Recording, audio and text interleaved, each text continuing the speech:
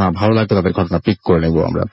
So আপনাদেরকে দেখতে চাই, আপনারা সবাই হ্যালোইনে আমন্ত্রিত, চলে আসবেন ন্যান্ডুজে, এবং ন্যান্ডুজে আসলে আমাদেরকে পেয়ে যাবেন। আশা করছি যে আপনাদের সাথে দেখা হচ্ছে।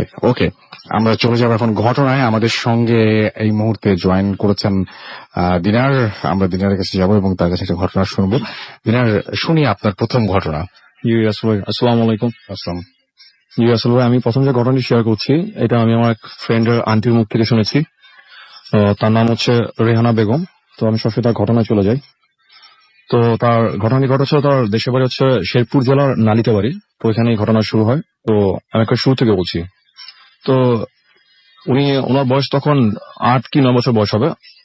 তো একদিন সকালবেলা আকাশে খুব মেঘ করছে। তো এত বেশি মেঘ হয়েছে যে মানে পুরো আকাশটা মানে সন্ধ্যার সময় যেরকম অন্ধকার হয় ঠিক ওইরকম অন্ধকার হয়ে আছে, তখন দিনের বেলা। তো উনি বৃষ্টি হচ্ছিল, তো উনি গোসল করার জন্য উনি বাসা থেকে বেরোন। তো বাসা থেকে বেরোনি বৃষ্টিতে ভিজতে থাকেন। তো তখন উনি ওনার বাড়ির আশেপাশে যারা ছিল, তার ফ্রেন্ড যারা ছিল, তাদেরকে বলে যে গোসল করার জন্য তার সাথে। তো তার কোনো ফ্রেন্ডই তার কথা সায় দেয় নাই, কারণ অনেক বেশি মানে ঝড়ের মতো একটা এনভায়রনমেন্ট ছিল, খুবই অন্ধকার হয়ে যায় সকালবেলা। তো উনি একা একাই গোসল করতে থাকে। তো গোসল করতে করতে একটা সময় ওনার বাসার সামনে যে পুকুরটা ছিল সেই পুকুরের দিকে যায়। তো পুকুরের দিকে যাওয়ার পর উনি লক্ষ্য করলেন যে ওনার যে কাজিন একটা আছে, ওনার থেকে 1 বছর বয়সের ছোট, সে দাঁড়ায় আছে, আর পুকুরের সামনে আর কেউই নেই। তো খুব ভুতুরে একটা অবস্থার মধ্যে ছিল, খুব অন্ধকার হয়ে গেছে। তো উনি তাকে দেখে জাস্ট একটু সাহস পেলেন, তো উনি পুকুরে জাম্প করলেন। তো উনি গোসল করতেছেন। তো একটু পর উনি হঠাৎ লক্ষ্য করলেন যে মনে হলো যে গরম কিছু একটা তার বডিকে টাচ করে গেল পুকুরের ভিতরে। তখন উনি প্রথম বছর তখন কোনো মাছ টাচ হবে, যেহেতু ওনাদের পুকুরে মাছও ছিল, কিন্তু মাছ টাচ করলে তার বডিতে কিন্তু গরম ফিল হওয়ার কথা না। তো উনি পুকুর থেকে গোসল করে যখন উপরে তাকালেন, তখন উনি দেখলেন যে ওনার কাজিন যে দাঁড়া ছিল সে নেই সেখানে। তখন উনি একটু ভয় পায়। তো ভয় পেয়ে যে পুরো পুকুরের মধ্যে উনি একাই গোসল করতেছে। তো উনি পুকুর থেকে উঠে বাসা চলে আসে। তো বাসায় চলে আসার পর উনি ফ্রেশ ট্রেশ হয়ে যখন দেখলেন যে তার কাজিন যাকে তিনি পুকুর পাড়ে দেখছে, সে ঘরের ভিতরে বসে আছে। উনি জিজ্ঞেস করতেছে, কিরে তুই এত তাড়াতাড়ি কিভাবে আসলি, মানে তুই গোসল করাস নাই? কারণ সে বলে গোসল করি নাই, মানে আমি তো যাইনি বাইরে। তখন উনি একটু ভয় পায়। তো তারপর থেকে যেটা হয় যে উনি প্রায় পুকুরে গোসল করতে গেলে ওনার কাছে মনে হতো যে গরম চুলের মতো হবে কিছু একটা তাকে টাচ করে যাচ্ছে। তো উনি ওনার প্যারেন্টস অনেকবার বলে, তারা ব্যাপারটা উনি সিরিয়াসলি নেয় নেই। তো যাই হোক, ছোটবেলা থেকে তার সাথে এই ঘটনাগুলো ঘটা শুরু হয়। তো ওনার বিয়ে হয়ে যায়। তো বিয়ে হওয়ার পর উনি ঢাকায় চলে আসেন। তো বিয়ে হওয়ার পর ওনার 4টা ছেলে হয়, এবং 4টা ছেলেই ডেলিভারির সময় মারা যায়। কোনো না কোনো একটা ইনসিডেন্টে 4টা বেবি তার জি। তো তারপরও তার 2টা মেয়ে আছে এবং একটা ছেলে আছে। আচ্ছা। তো ওনার যেটা হয় বিয়ে হওয়ার পর থেকে, যে প্রায় ওনার উপর একটা ভার আসতো। তো ভার বলতে গেলে কি, যে ওনার উপর একটা জিনের মতো কেউ একজন আসতো, এবং সে আসার পর সবাই তার সাথে কথাবার্তা বলতো, ওনার উপরই আসতো। এবং ওটা আসার সময়টা ছিল মাগরিবের নামাজের পর, উনি যখন জায়নামাজে বসে থাকতেন তখনই জিনিসটা আসতো।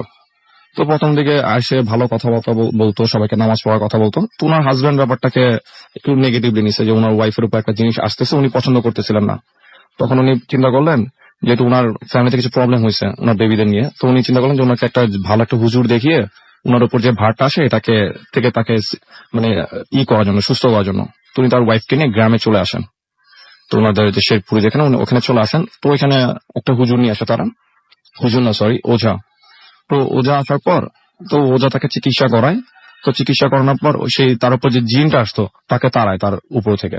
সেই জিনিসটা যাওয়ার সময় তাকে বলে যায় যেটা, যে ওনার তো এর আগে 4টা বেবি মিসক্যারেজ হয়েছেই এবং মারা গেছে সবগুলাই। বলে যে ওনার যে একটা ছেলে যেটা আছে সে তাকে নিয়ে যাবে। তো এটা বলার পর ওনার সুস্থ হয়। তো সুস্থ হওয়ার পর ঢাকায় চলে আসে। তখন অলরেডি 3-4 মাসের বেশি ওনাদের মাথায় ব্যাপারটা ছিল না। তো এই মাঝখানে একদিন ওনার আম্মু ঢাকায় আসে বেড়াতে। তো ওনার ছোট যে ছেলেটা ছিল তার বয়স 7-8 বছর হবে। তো সে বায়না ধরে সে তার নানুর সাথে গ্রামে যাবে। তো অনেক বায়না করার পর অনেক জোর জবরদস্তি করে, সে কিছুতেই ঢাকায় থাকবে না, সে নানুর সাথে গ্রামে যাবে। তো সে নানুর সাথে গ্রামে যায়। তো তখন তার আব্বা আম্মা রেহানা আন্টি ওনারা ঢাকায়। তো গ্রামে যায়, প্রথম দিন ছিল। সেকেন্ড ডেতে যেটা হয় যে তাকে দুপুরের পর থেকে খুঁজে পাওয়া যাচ্ছে না। আচ্ছা। তো তারা চিন্তা করলো যে হয়তোবা ঢাকা থেকে আসার সময় তার আম্মা হয়তোবা তাকে কিছু টাকা টোকা দিছে, সে হয়তোবা হাটে টাটে গেছে কিছু কেনার জন্য। তো পুরো বাজার তাকে খোঁজা হয়, সে কোথাও নাই। বাসা আশেপাশে সব জায়গায় খোঁজায়, সে নাই, মানে খুঁজতে খুঁজতে সে নাই। তো তারা সব জায়গায় খোঁজাখুঁজি করে। তো বিকেলের দিকের আসর নামাজের পরে একটা ঘটনা, যে ওই রেহানা আন্টি যিনি ছিলেন, ওনার একটা ফুপু আছেন বাসায়। তো ওনার বিয়েতে কিছু হয় নাই, ওনার মাথা বয়স কিরকম হবে তাও? বয়স 50 কাছাকাছি। আচ্ছা। তো ওনার মাথার চুলগুলো জট ছিল। তো উনি যেটা করেন যে ওনাদের বাসা থেকে একটু দূরে একটা জায়গা আছে জঙ্গলের মতো, সেখান থেকে উনি শাক তুলতে যান। এটা আসর নামাজের পরে, এর মাঝে কিন্তু বাচ্চাকে খোঁজা হইতেছে। আচ্ছা। তো উনি শাক খুঁজতে গিয়ে দেখেন সেই জঙ্গলটার মধ্যে একটা বট গাছ আছে, সেখানে দেখেন একটা জুব্বা পরা একটা লোক গাছের উপরে বসা। আচ্ছা। বেশ উইয়ার্ড দেখতে থাকে। তো উনি সেটা দেখে ভয় সেখান থেকে দৌড় দিয়ে চলে আসেন বাসায়। সেম একই জিনিস রেহানা আন্টিও প্রায় কয়েকবার দেখেছেন স্বপ্নে। তো ওই জঙ্গলে যে কাহিনী সেটা হচ্ছে, রেহানা আন্টি যিনি আছেন উনার দাদা অনেক আগে জিন পালতেন, 7টা জিন পালতেন বাসায়। তো যখন রেহানা আন্টির আব্বার বিয়ে হয়, তো ওনার আম্মা একটা ইনসিডেন্টে খুব ভয় পেয়ে যায়। তখন ওনার দাদা ডিসাইড করে যেহেতু ছেলেকে নতুন বিয়ে দিছে, তো বাসার মধ্যে এগুলো রাখলে হয়তো ছেলের বউরা ভয় টয় পেতে পারে। তখন উনি যেটা করেন, রেহানা আন্টির দাদা যেটা করেন, যে ওই 7টা জিন যেগুলো ছিল তাদেরকে ওই জঙ্গলের দিকে, একটা বট গাছ ছিল একটা আম গাছ ছিল, সেই দুইটা গাছে তাদের সবাইকে চালান করে দেয়। তো তারপর থেকে তাদেরকে বলা হয়েছিল যাতে ওই দিকটা কেউ না যায়, বাট একমাত্র তার ওই ফুপুটাই যেত, যার মাথায় চুলগুলো জট, সেই যেত। তো তো সেই জায়গা যখন চালান করে দেওয়া হয়, ওই জায়গাটা যার ছিল ওই লোকটা সিদ্ধান্ত নেয় যে ওইখানে যে আম গাছটা ছিল সেই গাছটা কেটে ফেলবে কোন একটা কারণে। তো উনি গাছ কাটার জন্য লোক ঠিক করেন, বাট উনি স্বপ্নে দেখতেছেন কেউ একজন এসে ওনাকে নিষেধ করতেছে গাছটা কাটার জন্য। তখন ওনার তো গাছ কাটা দরকার ছিল, তো উনি একজন ওঝাকে ডাকেন। তো সে ওঝা এসে 3বার সে গাছের মধ্যে পানি ছিটে দেয়, কি একটা জিনিস পরে জাস্ট ফু দিয়ে পানি ছিটা দেয়। তো সঙ্গে সঙ্গে রাসেল ভাই 7টা কাক মানে ওই গাছের উপর থেকেই উড়ে তার সামনে এসে বসে। তখন সেই ওঝা বলতেছে যে ওই রেহানা আন্টি যে তার দাদার নাম নিয়ে, যে ওই তো তোদেরকে এখানে চালান করছে, যে আজকে থেকে আমি তোদেরকে মানে এখান থেকে ছেড়ে দিচ্ছি, তারা চলে যা। তো উনি নিজ হাতে এক একটা কাক ধরে এক এক দিকে ছুঁড়ে মারতে লাগলেন। তখন একটা কাক উনি ছুঁড়ে মারলেন তাদের বাসার দিকে। তো এটা করার পর তখন মাগরিবের সময় হয়ে গেছে ওই জায়গায়। তো তারা করলেন কি, সবাই পুকুরে নেমে সেই বাচ্চাটাকে খোঁজা শুরু করলেন, যেহেতু আর কোথাও পাওয়া যাচ্ছে না। তো কেউ একজন নাকি তাকে দেখছে লাস্ট পুকুরের সামনে। তো ভাবলেন হয়তো পুকুরে নামছিল কিনা। তো পুকুর খুঁজতেছে, তো ওনাদের ওইখানে ম্যাক্সিমাম বাসাই হচ্ছে মাটির তৈরি। তার কিছুদিন আগে তাদের পুকুর কেটে মাটি উঠিয়ে একটা ঘরও বানানো হয়েছে। তো ভাবলাম হয়তো সেখানে পড়ে থাকতে পারে। তো তারা সবাই খোঁজা শুরু করে, এর মধ্যে বাসার মহিলা যারা ছিল তারাও সেই পুকুরে নামে তাকে খোঁজার জন্য। তো খুঁজতে খুঁজতে মাগরিবের ওয়াক্ত শেষ, প্রায় অন্ধকার। তখন তারা যেটা দেখলেন, মহিলারা খুঁজে পায় তাকে, যে সে পুকুরের তলদেশে একেবারে কর্নার সাইড দিয়ে একেবারে তলদেশ থেকে তার মাথাটা, তার বডির অর্ধেক পোর্শন হচ্ছে মাটির ভিতরে। পুকুরের তলদেশে যে মাটি আছে সেটার ভিতরে তার বডির অর্ধেক পোর্শন, আর বাকি অর্ধেক পোর্শনটা হচ্ছিল সেই পুকুরের এই তলদেশের উপরে পানিতে। তখন তাকে সেখান থেকে টেনে তোলা হয়। তো টেনে তোলার পর মেডিকেলে নিয়ে যাওয়া হয়। তো ডাক্তার তাকে মৃত ঘোষণা করে, তার পোস্টমর্টম হয়। তো যদি তার বাসায় খবর দেওয়ার পর রেহানা আন্টি যিনি, ওনারা মানে রাতের বেলা গাড়ি টাড়ি না পেয়ে ওনারা আপনার ওই চাউলের ট্রাকের উপর করেই গ্রামে চলে যায়। তো গ্রামে চলে যাওয়ার পর যথারীতি তার ছেলেকে আপনার জানাজা করা হয়, দাফন টাফন করা হয় সেখানে। তো তারা সেখানে 3 দিন পর্যন্ত ছিলেন, যে 3 দিনের একটা মিলাদ হয়। তো সেই 3 দিনকার মিলাদের ঘটনা। তো যখন তাদের বাসায় মিলাদ টিলাদ হয়েছে বিকেলের দিকে, তো ওনার এক ভাবি আছে, ওনার বাসায় থাকেন, বাসার রুমে। তো গ্রাম দেশের বাসা হয় কি, যে ঘরের দরজা টরজা কিন্তু সবসময় বেসিক্যালি খোলাই থাকে, যে কেউ যে কারোর রুমে যেতে পারে। ইভেন অনেক সময় এমন হয় যে কুকুর বিড়ালও ঘরে ঢুকে যায়, এবার তাদেরকে তাড়া দিলে তারপর ঘর থেকে বের হয়ে যায়। তো তার ফুপু জাস্ট ওই জঙ্গলের ওই দিক দিয়ে, ওনাদের যাওয়াই নিষেধ ওইখানটায়। উনি কোন একটা কাজে পুকুরে কাজ করে জাস্ট উনি ওই দিক দিয়ে আসতেছিলেন বাসায়। তখন উনি যেটা দেখলেন, যে ওনার সাথে একটা কুকুর ওনার ঘরের ভিতরে ঢুকলো। তো ওনারা একটু নর্মালি নিছেন, প্রায় ওনাদের ঘরে এরকম কুকুর বিড়াল ঢুকে। তো উনি জাস্ট এতটুকু মনে আছে ওনার ফুপুর, যে সেই কুকুরটা মনে হলো যে তার উপর লাফ দিল, তারপর উনি আর কিছু বলতে পারে না। তো বাকি সবাই যেটা শুনে, যে উনি গলা ধরে, নিজের গলা নিয়ে চাপ দিয়ে ধরে চিৎকার করতেছে খুব জোরে, মানে গঙ্গানির মতো যেরকম একটা শব্দ, সেরকম শব্দ করতেছে। তারা সবাই বাসার সবাই দৌড় দিয়ে আসছে, সে বাসায় অনেক লোকজন ছিল। তো তারা হয়তো বা গেস করছে হয়তো প্রেশারের কারণে ঘাড়ে বা গলায় কোনো ব্যথা টাথা হয়েছে হয়তো এরকম কিছু। কিন্তু মুরব্বীরা বলে ফেলে যে না, ওকে হয়তো বা কোনো কিছু ধরছে, জিন ভূতে ধরছে, এরকম কিছু। তখন তারা বাসায় ওঝাকে খবর দেয় তাদের এলাকারই। সে আসার পর যেটা করে, সে ওই তার ফুপুকে নিয়ে আপনার বসে এক জায়গায়। তো বসার পর তাকে জিজ্ঞেস করে যে সে কে। তখন রাসেল ভাই সে যেটা পরিচয় দেয়, যে সে হচ্ছে একটা জিন, যে জিনটাকে অনেক আগে রেহানা আন্টির দাদা পালতেন তাদের বাসায়, এবং একটা সময় তাদেরকে সেই বট গাছ এবং আম গাছে চালান দিয়ে দেয়। তো তারপর সে হচ্ছে অন্ধ, সে জিনটা অন্ধ ছিল। তো তাকে যখন আবার সেখান থেকে ছেড়ে দেওয়া হয়, তখন সে তাদের বাসায় এসে ভর করে। আর রেহানা আন্টি যিনি, যে ছোটবেলায় পুকুরে গোসল করতে যান, উনি সেই ঠিক তখন থেকে রেহানা আন্টির সাথেই ছিলেন। এবং উনার বেবি যেটা মারা গেছে পুকুরের মধ্যে, সেই বেবিকে সেই মারছে। তখন সে ওজা তাকে জিজ্ঞেস করে যে গ্রামে কিছুদিন আগে আরেকটা বাচ্চা মারা যায়, তখন সে জিজ্ঞেস করে যে ওকে কে মারছে। তখন সে বলে যে ওই বাচ্চারও মানে সিমটম একই রকম ছিল, সেও পুকুরে ডুবে মারা যায়। তখন সে যেটা বলে যে সেইও ওই বাচ্চাকে সেও মারছে। তো তারপর থেকে তারা যেটা করে যে তাদের বাসায় যে শিমুল গাছটা ছিল সেটা তারা কেটে ফেলে এবং তারা তারপর থেকে ঢাকায় চলে আসে। কিন্তু এখনো তাদের বাসায় এরকম কিছু ঘটনা ঘটে। ওই জঙ্গলটা দিকে কিন্তু রাসেল ভাই এখনো তারা কেউ যায় না। এই ছিল রাসেল ভাইয়ের কথা বলা। অনেক ধন্যবাদ। আমি ভাবছিলাম যে আপনি হচ্ছে ওই যে এখনো শিকল দিয়ে বেঁধে রাখে সেই গল্পটা আগে বলবেন। যাই হোক, আমরা আবার ফিরে আসবো আপনাদের কাছে। তাহলে একটু SMS পড়ে নেই। সেটা হচ্ছে যে জিশান আমাকে SMS করেছেন যশোর থেকে, এবং তিনি বলেছেন যে হাইওয়ে রিলেটেড কোন স্টোরি তিনি শুনতে চান।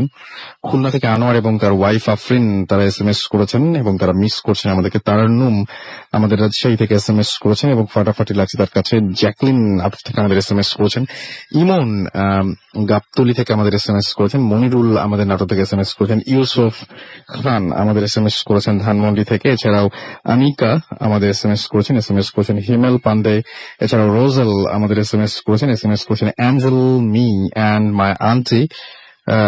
আচ্ছা, তারা দুজন মিলে মিরপুর 1 থেকে শুনছেন এবং আমাদেরকে কায়সার SMS করেছেন ময়মনসিং থেকে, এবং এছাড়াও আমাদেরকে বাবু যশোর থেকে SMS করেছেন। SH আবরার আমাদেরকে হাজারিবাগ থেকে SMS করেছেন। আমাদেরকে SMS করেছেন প্লাবন, এবং খুব ভালো লাগছে সেটা বলেছেন। শাহেদ আমাদের পুঠিয়া রাজশাহী থেকে SMS করেছেন আমাদেরকে দেখতে পাচ্ছি। এছাড়াও আদনান, এছাড়াও আমাদেরকে আরো অনেকেই SMS করছেন, এবং আপনিও দেখতে পাচ্ছি যে আমাদের এখানে যে ফেসবুকের যে ফ্যান পেজ রয়েছে সেই পেজে আপনারা একটার পর একটা কিন্তু আমাদের মেসেজ পাঠিয়ে যাচ্ছেন, এবং সেই মেসেজগুলো আমরা একটু পরে নিব, এবং অনেক কমেন্টও করছেন আপনারা। এবং কমেন্টগুলো আমি একটু বেশি প্রেফার করি মেসেজের চেয়ে, সবসময় অলওয়েজ, কারণ এটা হচ্ছে যে সবাই এখানে ওপেন থাকে, সবাই পড়তে পারে, সবার কথা জানতে পারে সবাই। সো আমার কাছে কেন যেন এটা অনেক বেশি ভালো লাগে। যাই হোক, আপনি যদি আমাদের SMS পাঠাতে চান তাহলে মোবাইলের মেসেজ অপশনে গিয়ে টাইপ করুন ফুর্তি, FORTI ফুর্তি, স্পেস দিয়ে লিখুন আপনার নাম, স্পেস দিয়ে আপনার মেসেজ পাঠিয়ে দিন 9840 নাম্বারে। যদি আপনারা ইমেল করতে চান, আমাদের ইমেল অ্যাড্রেস হচ্ছে bhutfm@radiofurti.fm, which is BHWTFM@radiofurti.fm। আপনার নাম, ঠিকানা এবং ফোন নাম্বার সহ আপনার জীবনে ঘটে যাওয়া বা আপনার জানা সেরা ঘটনা লিখে পাঠিয়ে দিন আমাদের কাছে। ঘটনার শুরুতে অবশ্যই উল্লেখ করুন যে ঘটনাটা আপনি স্টুডিওতে এসে শেয়ার করতে চান, নাকি আপনি চান আপনার ঘটনা আমরা পড়ে শোনাই। এবং যারা আমাদের ফেসবুকে পেজে কানেক্টেড থাকতে চান তারা চলে যান www.facebook.com/radio.furti এবং www.facebook.com/bhutfm.russell, এই দুটো অ্যাড্রেসে।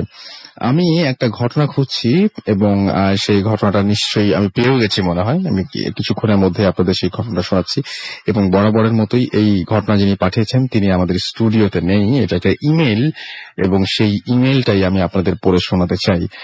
সো আশা করছি আপনাদের ভালো লাগবে এবং আপনারা অনেক এনজয় করবেন। চলুন শুনে আসি, দেখি ঘটনাটা কি ছিল এবং কি লিখেছিলেন সেই ইমেইলে আমাদের সেই যে ঘটনা পাঠিয়েছেন। আচ্ছা, তিনি লিখছেন ঠিক এইভাবে যে, ডিয়ার রাসেল ভাই, সালাম, আশা করি ভালো আছেন, কারণ আপনি সবসময় ভালোর দলে। আমি আপনার শো এর অনেক বড় ভক্ত। এমন কোন শো নাই যেটা আমি মিস করেছি। ইউটিউব থেকে শুনি। জার্মানিতে ইউনিভার্সিটি অফ বন, এখানে আমি রিসার্চ করছি, সায়েন্টিস্ট হিসেবে আমি এখানে আছি, এবং নিচের লিঙ্কে দেখতে পারেন, কোনো প্রবলেম নাই। আমরা সেটা বুঝতেই পারছি যে আপনি সেখানে আছেন, এবং তিনি তারপরে লিখছেন, এটা আমার প্রোফাইল, এটা এই জন্য শেয়ার করলাম, সায়েন্টিস্ট হয়েও মাঝে মাঝে অনেক কিছু বিলিভ করতে হয়, অনেক কাজের চাপে থাকি, এবং ভূত এফএম কে ভালোবেসে ঘটনা শেয়ার করলাম। ভালো লাগলে সবাইকে বলবেন। অনেক দিন ধরেই ভাবছি বলবো, সময় হয়ে ওঠে না। এবং তারপরে তিনি বলছেন যে এই ঘটনাটা আমি TU বার্লিন থেকে পড়া শেষ করে জব নিয়ে বনে চলে আসি, এবং এই শহরটা অনেক ছোট, ছিমছাম, মানুষজন অনেক কম। আমি যেখানে বাসা নিয়ে আছি ওই জায়গাটা বন শহর থেকে একটু দূরে, ট্রেনে 10 মিনিট লাগে। জায়গাটা অনেক বেশি ফাঁকা, সারি সারি ডুপ্লেক্স বাড়ি, অনেক বড় মাঠ। দিনের বেলায় অনেক সময় পর পর রাস্তায় মানুষজন দেখা যায়। আমাকে বাসায় যেতে হলে ট্রেন থেকে নেমে 15 মিনিট যেতে হয়। প্রায় সময় মানে পুরোটা পথ আমি হেঁটেই যাই। আগেই বলেছি যে এখানে রাস্তা এত ফাঁকা যে আপনি 30 মিনিট হাঁটলেও কাউকে দেখবেন না। আপনি চাইলেও আপনাকে ছবি তুলে পাঠাবো। আসল ঘটনাটা আসি, আমার অফিস সপ্তাহে 2 দিন বন্ধ থাকে। আমি যেহেতু খুব বেশি একা, তাই মাঝে মাঝে বের হই, একা একা রাস্তায় হাঁটি। অনেক দূরে কিছু কৃষি জমি আছে, ওইদিকে গিয়ে একা একা হাঁটি, ভালো লাগে। আমি হাঁটতে হাঁটতে অনেক দূরের বনের ভেতরে চলে যাই।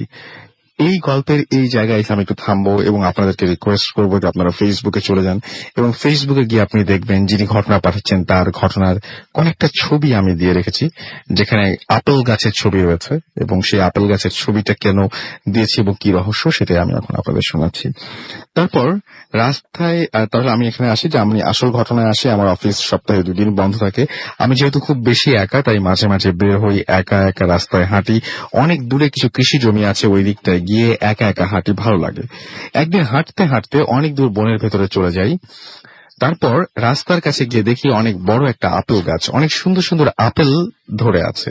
ওই আপেল দেখে আমি প্রায় প্রতি সপ্তাহে ওই দিকে চলে যাই আর গাছ থেকে আপেল পেড়ে পেড়ে খাই।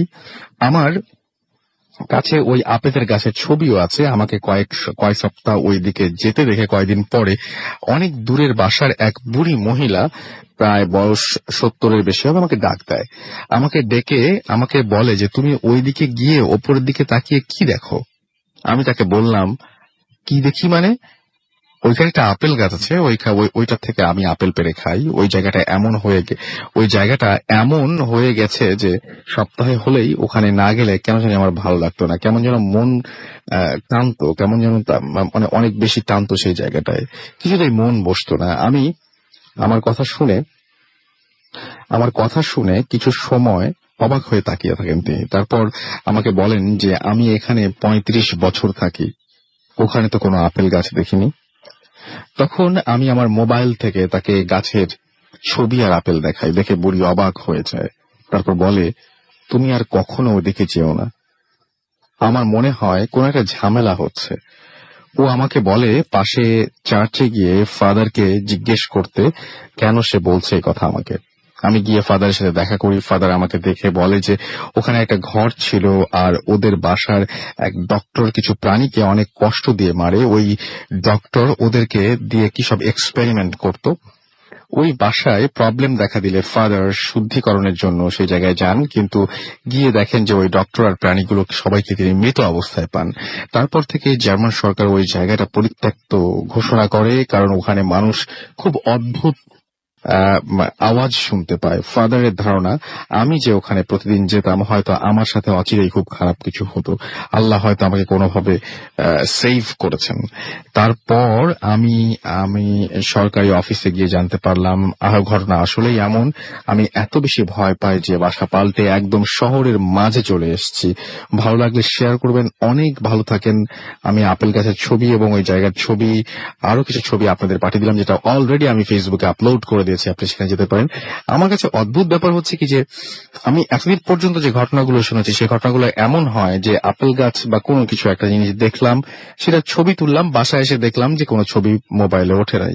বাট এইখানে যে জিনিসটা নাই সেই জিনিসটা ছবি মোবাইলে উঠেছে, কিন্তু বাকি সবাই বলছেন যে নাই। একজন দেখতে পাচ্ছেন এবং তিনি মোবাইলে করে ছবিটাও নিয়ে এসছেন। কি অদ্ভুত ব্যাপার। এটা নিয়ে যদি আপনাদের কিছু বলা থাকে আপনারা ফেসবুকে বলতেই পারেন, আপনারা আমাদের সাথে SMS দিয়ে শেয়ার করতে পারেন, আপনারা আমাদের সাথে ফেসবুকে শেয়ার করতে পারেন, আপনারা আমাদেরকে মেইল দিয়েও আপনাদের ফিডব্যাক জানাতে পারেন। যাই হোক, আমরা চলে যাবো সরাসরি একটা বিজ্ঞাপন বিরতিতে এবং তারপর আবারও ফিরে আসবো কিছুক্ষণের মধ্যে আপনাদের সাথে। সো সেই পর্যন্ত আমাদের সাথে থাকুন। স্টে টিউনড রেডিও ফুর্তি অ্যান্ড ডোন্ট স্টপ দ্য ফুর্তি। The night comes alive with Graminphone.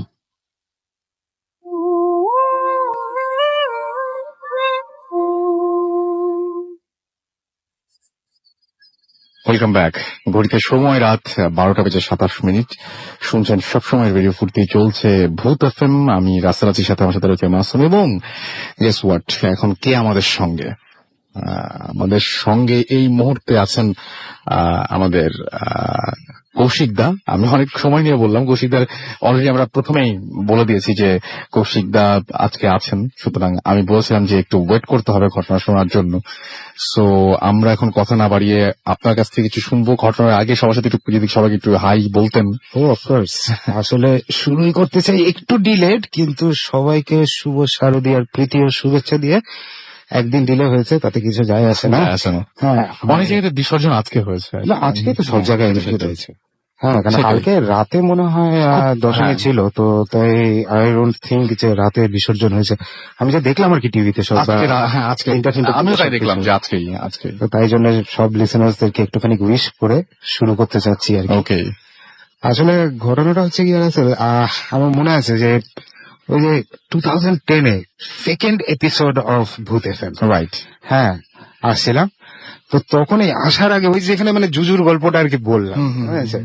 তো তখন আমি যখন আসবো আর কি, তো কলিগরা সবাই বলতে থাকলো, দাদা দাদা কলেজের গল্পটা বলতেই হবে। আচ্ছা। আমি বলি, ওরে বাবা রে বাবা, এটা তো বিশাল লম্বা একটা গল্প। হ্যাঁ, আর তখন আমরা একটু অ্যানালিটিক্যাল ছিলাম না, তখন কিন্তু শোটা একটু অ্যানালিটিক্যাল ছিল, Right, তখন কিন্তু right. একটুখানি অ্যানালিসিস হতো, এটা হলে কি করা উচিত, ওটা হলে কি করা উচিত, থিংস লাইক দ্যাট। না না না বাবা, এত লম্বা গল্প বলা যাবে না এখানে। হ্যাঁ, কারণ এমনিতে গল্পটা বলতে বলতে মানে 1 ঘন্টা মতো লাগে। তো ভাবলাম না, থাক। তো সেদিনই আর কি জুজুর গল্পটা বলেছিলাম, আমার মনে আছে। তো তারপরে আজকে ভাবলাম ইনফ্যাক্ট যে না, ঘটনাটা শোনাই কেন।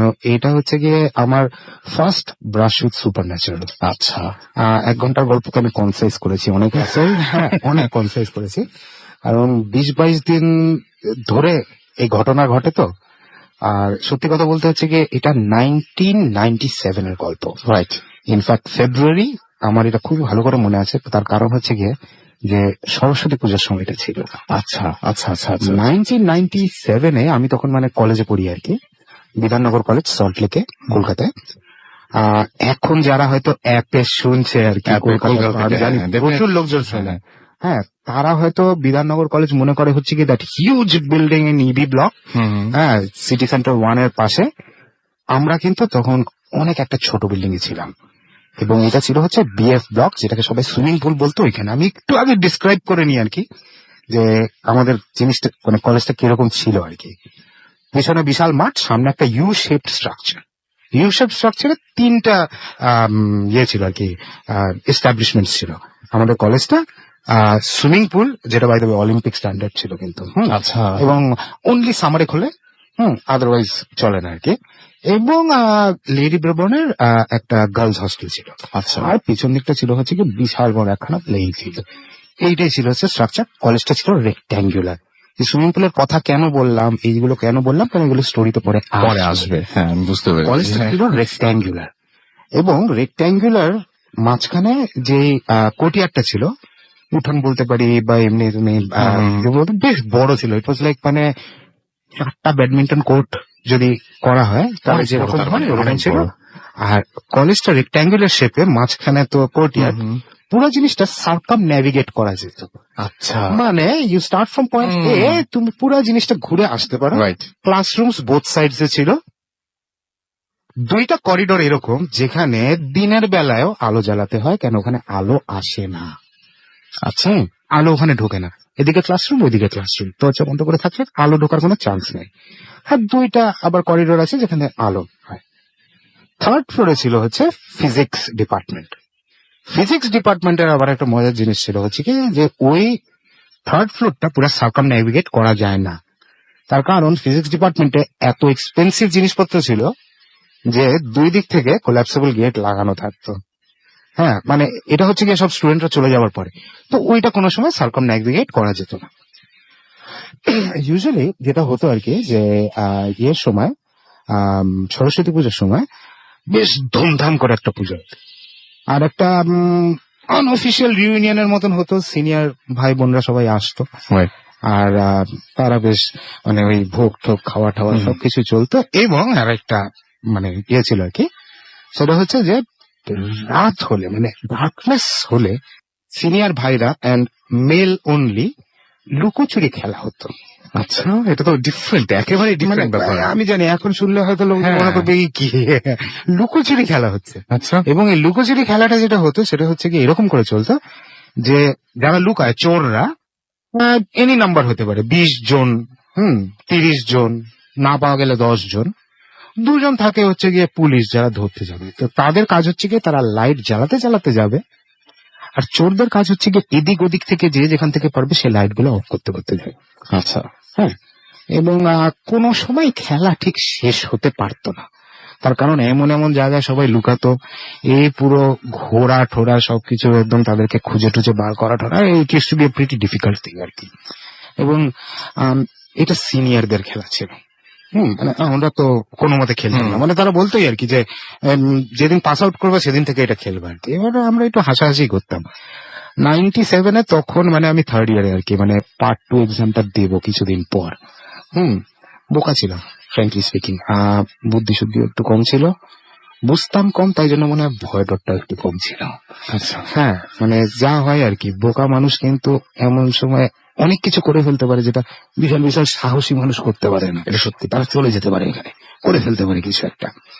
তো হঠাৎ এই সরস্বতী পুজোর কয়েকদিন আগে জুনিয়ররা বায়না করলো আমরা লুকোচুরি খেলবো। হ্যাঁ, তোমরা কিভাবে লুকোচুরি খেলবে, সিনিয়ররা লুকোচুরি খেলবে ওখানে। 2টা খেলা তো একসাথে খেলা যায় না। আর বাইরে 3rd ফ্লোরে কিন্তু কেউ যায় না, বিকজ পুরো ফ্লোরটার অ্যাক্সেস পাওয়া যায় না, তো তাই ওখানে কেউ যায় না। তাহলে তোমরা কিভাবে খেলবা? তো অনেক বিচার বিবেচনা করার পরে হ্যাঁ সবাই মিলে ডিসাইড করলাম আমরা যে ঠিক আছে, সরস্বতী পূজার আগের রাতটা এখানে তো সবাই তো তখন বেশ অনেক লেট পর্যন্ত থাকে, আমরা সেদিন লুকোচুরি খেলবো। Very good. স্টার্ট করার আগে একটু 2-4টা কথা বলে নি। আমাদের কলেজটা একটু ফানি টাইপের ছিল আর কি। ফানি বলতে হচ্ছে গিয়ে 84-এ কলেজ যখন তৈরি হয়, মানে being pretty new as a government college আর কি, 84-এ জিনিসটা তৈরি হয়। এবং তারপরে দুইটা প্রিন্সিপাল, ইনকামবেন্ট প্রিন্সিপাল কলেজে থাকাকালীন মারা যায়। একজন তো মানে একদম অফিসে, আর আরেকজন বেসিক্যালি বাসায় গিয়ে। তারপরে থেকে যে জিনিসটা হয় সবার মধ্যে একটা ভয় ভীতি লেগে যায় যে গভর্নমেন্টের তো যেরকম হয় আর কি, যে চান্স আসে আপনি এখন প্রিন্সিপাল হতে হবে, কেউ এখানে প্রিন্সিপাল হতে চায় না। আচ্ছা আচ্ছা, বাবা এখানে প্রিন্সিপাল হলেই তো মারা যাবো। তো তাই জন্য আমরা এখানে বেসিক্যালি অফিসার ইন চার্জ নিয়ে চলতাম, আর একটা বেশ হাসি ঠাট্টার হরর অ্যাটমসফিয়ার তৈরি ছিল আর কি। যে আমাদের ফার্স্ট প্রিন্সিপাল অধীর বাবুর ভূত নাকি ঘুরে বেড়ায় আত্মা, এবং আমাদের যে সিকিউরিটি গার্ড ছিলেন প্রবীর দা, হ্যাঁ উনি দেখেছেন, ওনাকে নাকি ইন্টারকমে অধীরবাবু ফোন দেয়। তারপরে উপরে যে গাছে যে টপ গুলো আছে সেগুলো নাকি মাঝে মধ্যেই অধীরবাবু ছুঁড়ে মারেন। হ্যাঁ, অনেক কিছু সব অধীরবাবু করে। এইটা কিন্তু একটা জোক হয়ে গেছে বাই দেন। এবং সেই রাতে যেটা হলো আর কি, যে আমি আর আমার যে জেনারেল সেক্রেটারি ছিল বুবাই চিরঞ্জিত, আমরা প্ল্যানটা করলাম যে ভয় দেখাবো, ভেরি সিম্পলি আমরা ভয় দেখাবো। যখন কিছু নাই আমাদের তো এখন ভয় দেখাতেই হবে। হ্যাঁ, লুকোচুরি খেলবি, আচ্ছা আমরা ভয় দেখাবো। আমি বললাম ঠিক আছে, আমি কোনো এক সময় একটুখানি সটকে যাবো, গো অ্যান্ড হাইড সামওয়্যার। এবং প্ল্যানটাও ঠিক এরকম হলো যে নতুন ডিপার্টমেন্ট জুলজি তৈরি হচ্ছে, সেটা 3rd ফ্লোরে হবে, মানে ফিজিক্স ডিপার্টমেন্টের পাশে, কিন্তু তার আলমারি, হ্যাঁ তারপরে তার লং বেঞ্চেস, এগুলো সব এখনো 2nd ফ্লোরে রয়ে গেছে। আমি বললাম ঠিক আছে, 2টা আলমারি মাঝখানে একটা জায়গা আছে, আমি ওখানে লুকায় থাকবো। You will bring people in, হ্যাঁ মানে কোড দিয়ে দিয়ে অধীর বাবু আমরা আসছি এরকম কোড একখানে দিবি, আমি তাহলে বুঝতে পারবো। আমার কাজটা দিয়েছে টুক করে হাতটা বার করে কাউকে না হাত ধরবো বা পা ধরে ফেলবো কারো, ওইটাই মজা। অন্ধকার, ভয় পাবে লোকজন, প্ল্যান করা হয়ে গেছে যে আমরা ভয় দেখাবো। তো এখন কখন খেলা শুরু হবে, এই খেলা শুরু করো খেলা শুরু করো, আমি কখন লুকা বেরোয় গেছি। বেরোয় গিয়ে আমি রেকি করলাম প্রথমে একটুখানি জায়গাটা পর্যবেক্ষণ, যে দেখি কি আছে কোথায়, সবকিছু একটু পর্যবেক্ষণ করে ধরে নিলাম। দেখলাম, দেখে আচ্ছা আলমারি 2টার মাঝখানে আমি গলে যেতে পারবো, জায়গা আছে। তারপরে আমার হঠাৎ মনে হলো যাই তো একটু 3rd ফ্লোরে ঘুরে আসি, দেখি 3rd ফ্লোরে কি করা যেতে পারে। 3rd ফ্লোরে তো নিশ্চয়ই কোনো একখানা ভালো জায়গা টাকা থাকবে, তাই একটু 3rd ফ্লোর দেখি। তো 2টা সিঁড়ি আছে, মানে 1 সেট অফ স্টেয়ার সামনে থেকে আর একটা হচ্ছে কি পিছন থেকে। তো আমি পিছনের সিঁড়ির ধাপ দিয়ে উঠলাম, উঠে 2nd কোলাপসেবল গেটটা ওর সামনে যেই মুহূর্তে দাঁড়ালাম তখন আসলে আমার ফার্স্ট টাইম একটা ফিলিং আসলো, যে ফিলিংটা আমার জীবনে কোনোদিন আসেনি। এটাকে আমি বলি চিল। আমার না হঠাৎ না যেখানে দাঁড়িয়েছিলাম সেখানে না কেঁপে উঠলাম একটুখানি। আচ্ছা, সেইবার কিন্তু গরম একটু বেশি ছিল। ইন স্পাইট অফ দ্যাট হঠাৎ আমি একটু কেঁপে উঠলাম। আমার মনে হয় হঠাৎ মনে হলো এটা ঠান্ডা কি যেন একটা না লাগছে, আমি কেঁপে উঠলাম।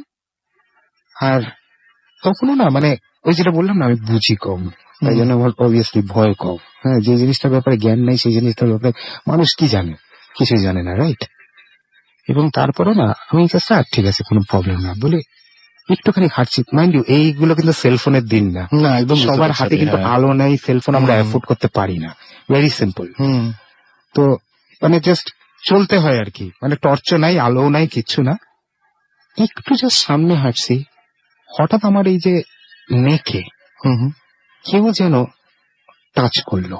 ধাক্কা না, মাইন্ড ইউ, এটা ধাক্কা না, আচ্ছা, এটা টাচ, কিন্তু ভীষণ ঠান্ডা, প্রচন্ড ঠান্ডা একখানা টাচ। আবার আমার না ওই শিভারটা আসলো, কেন জানি মনে হলো যে একটা ড্রাফট, মানে যেটাকে মানে হচ্ছে কি হাওয়া একটা না জাস্ট বয়ে গেল কোথা থেকে যেন। আচ্ছা, আমি না ব্যাপারটা ঠিক ফ্ল্যাশের মতো বুঝলাম একটা, না। হ্যাঁ। হ্যাঁ, থাক, কিছুই হয় নাই, মাইন্ড প্লেইং ট্রিক্স। হ্যাঁ, হুম, হ্যাঁ, আমি আস্তে করে নিচে গিয়ে আমার জায়গায় দুইটা আলমারির মাঝখানে আমি অবস্থান নিয়ে নিলাম। Very good. শুনতে পাচ্ছি নিচের থেকে আওয়াজ হচ্ছে, বুবাই খুব চিৎকার করতে করতে আসছে একটা গ্রুপকে লিড করে নিয়ে। হুম।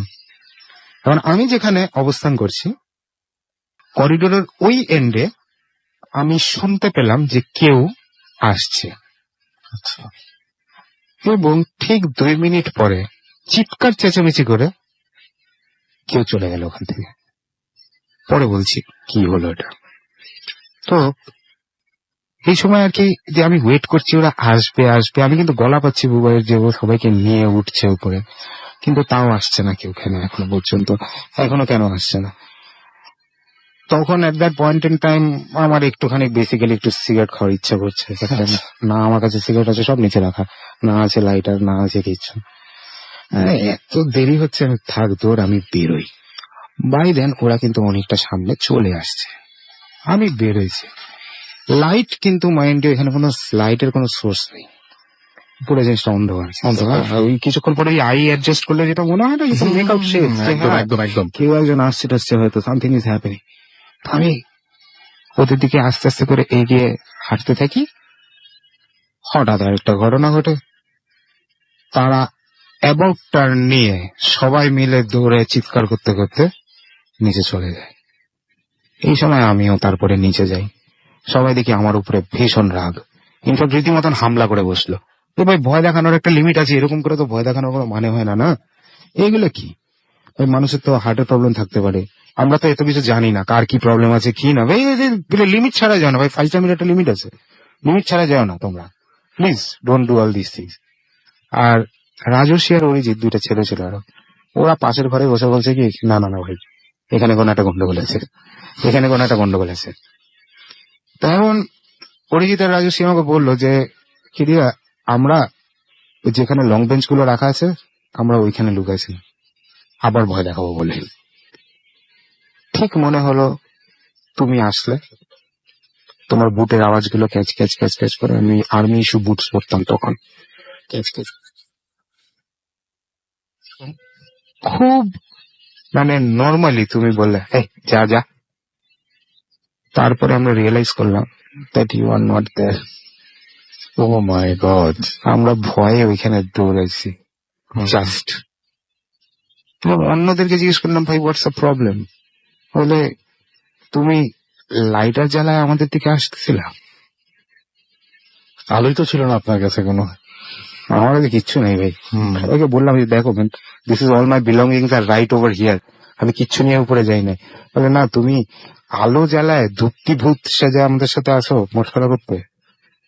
তা আমি কি প্যারেন্টে দেখেছে যে আমি একটা আলো জ্বলছে, একটা লাইট নিয়ে আসছি, এটা মানে অনেক বয়স্করা বলে যে ধূপটি আলা ভূত, মানে আচ্ছা আচ্ছা বেসিক্যালি একটা স্পিরিট যখন তোমাকে কিছু খুব দেখাইতে চায় তখন সে না সব তার এনার্জি এক জায়গায় কনসেন্ট্রেট করে এবং কম্বাস্টেবল হয়ে যায়। আচ্ছা আলো, আগুন, আলেয়া, আছে না জিনিসপত্র। ওয়াই? Because they combust.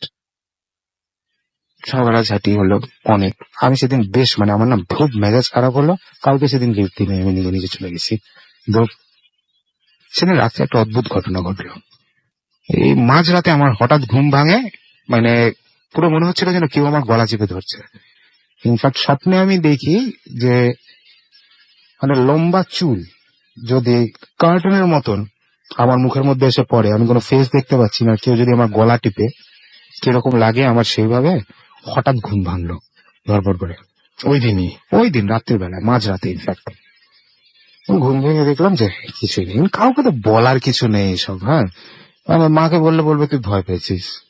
হ্যাঁ, বাবা তো ইমিডিয়েটলি হেসে উড়াই দিবে পুরো জিনিসটা। হ্যাঁ, okay fine, not a problem. পরের দিন সকালবেলায় গেলাম, বেশ আর্লি সরস্বতী পুজোর দিন। দেখি অ্যাটমসফিয়ারটা না খুব সম্বার।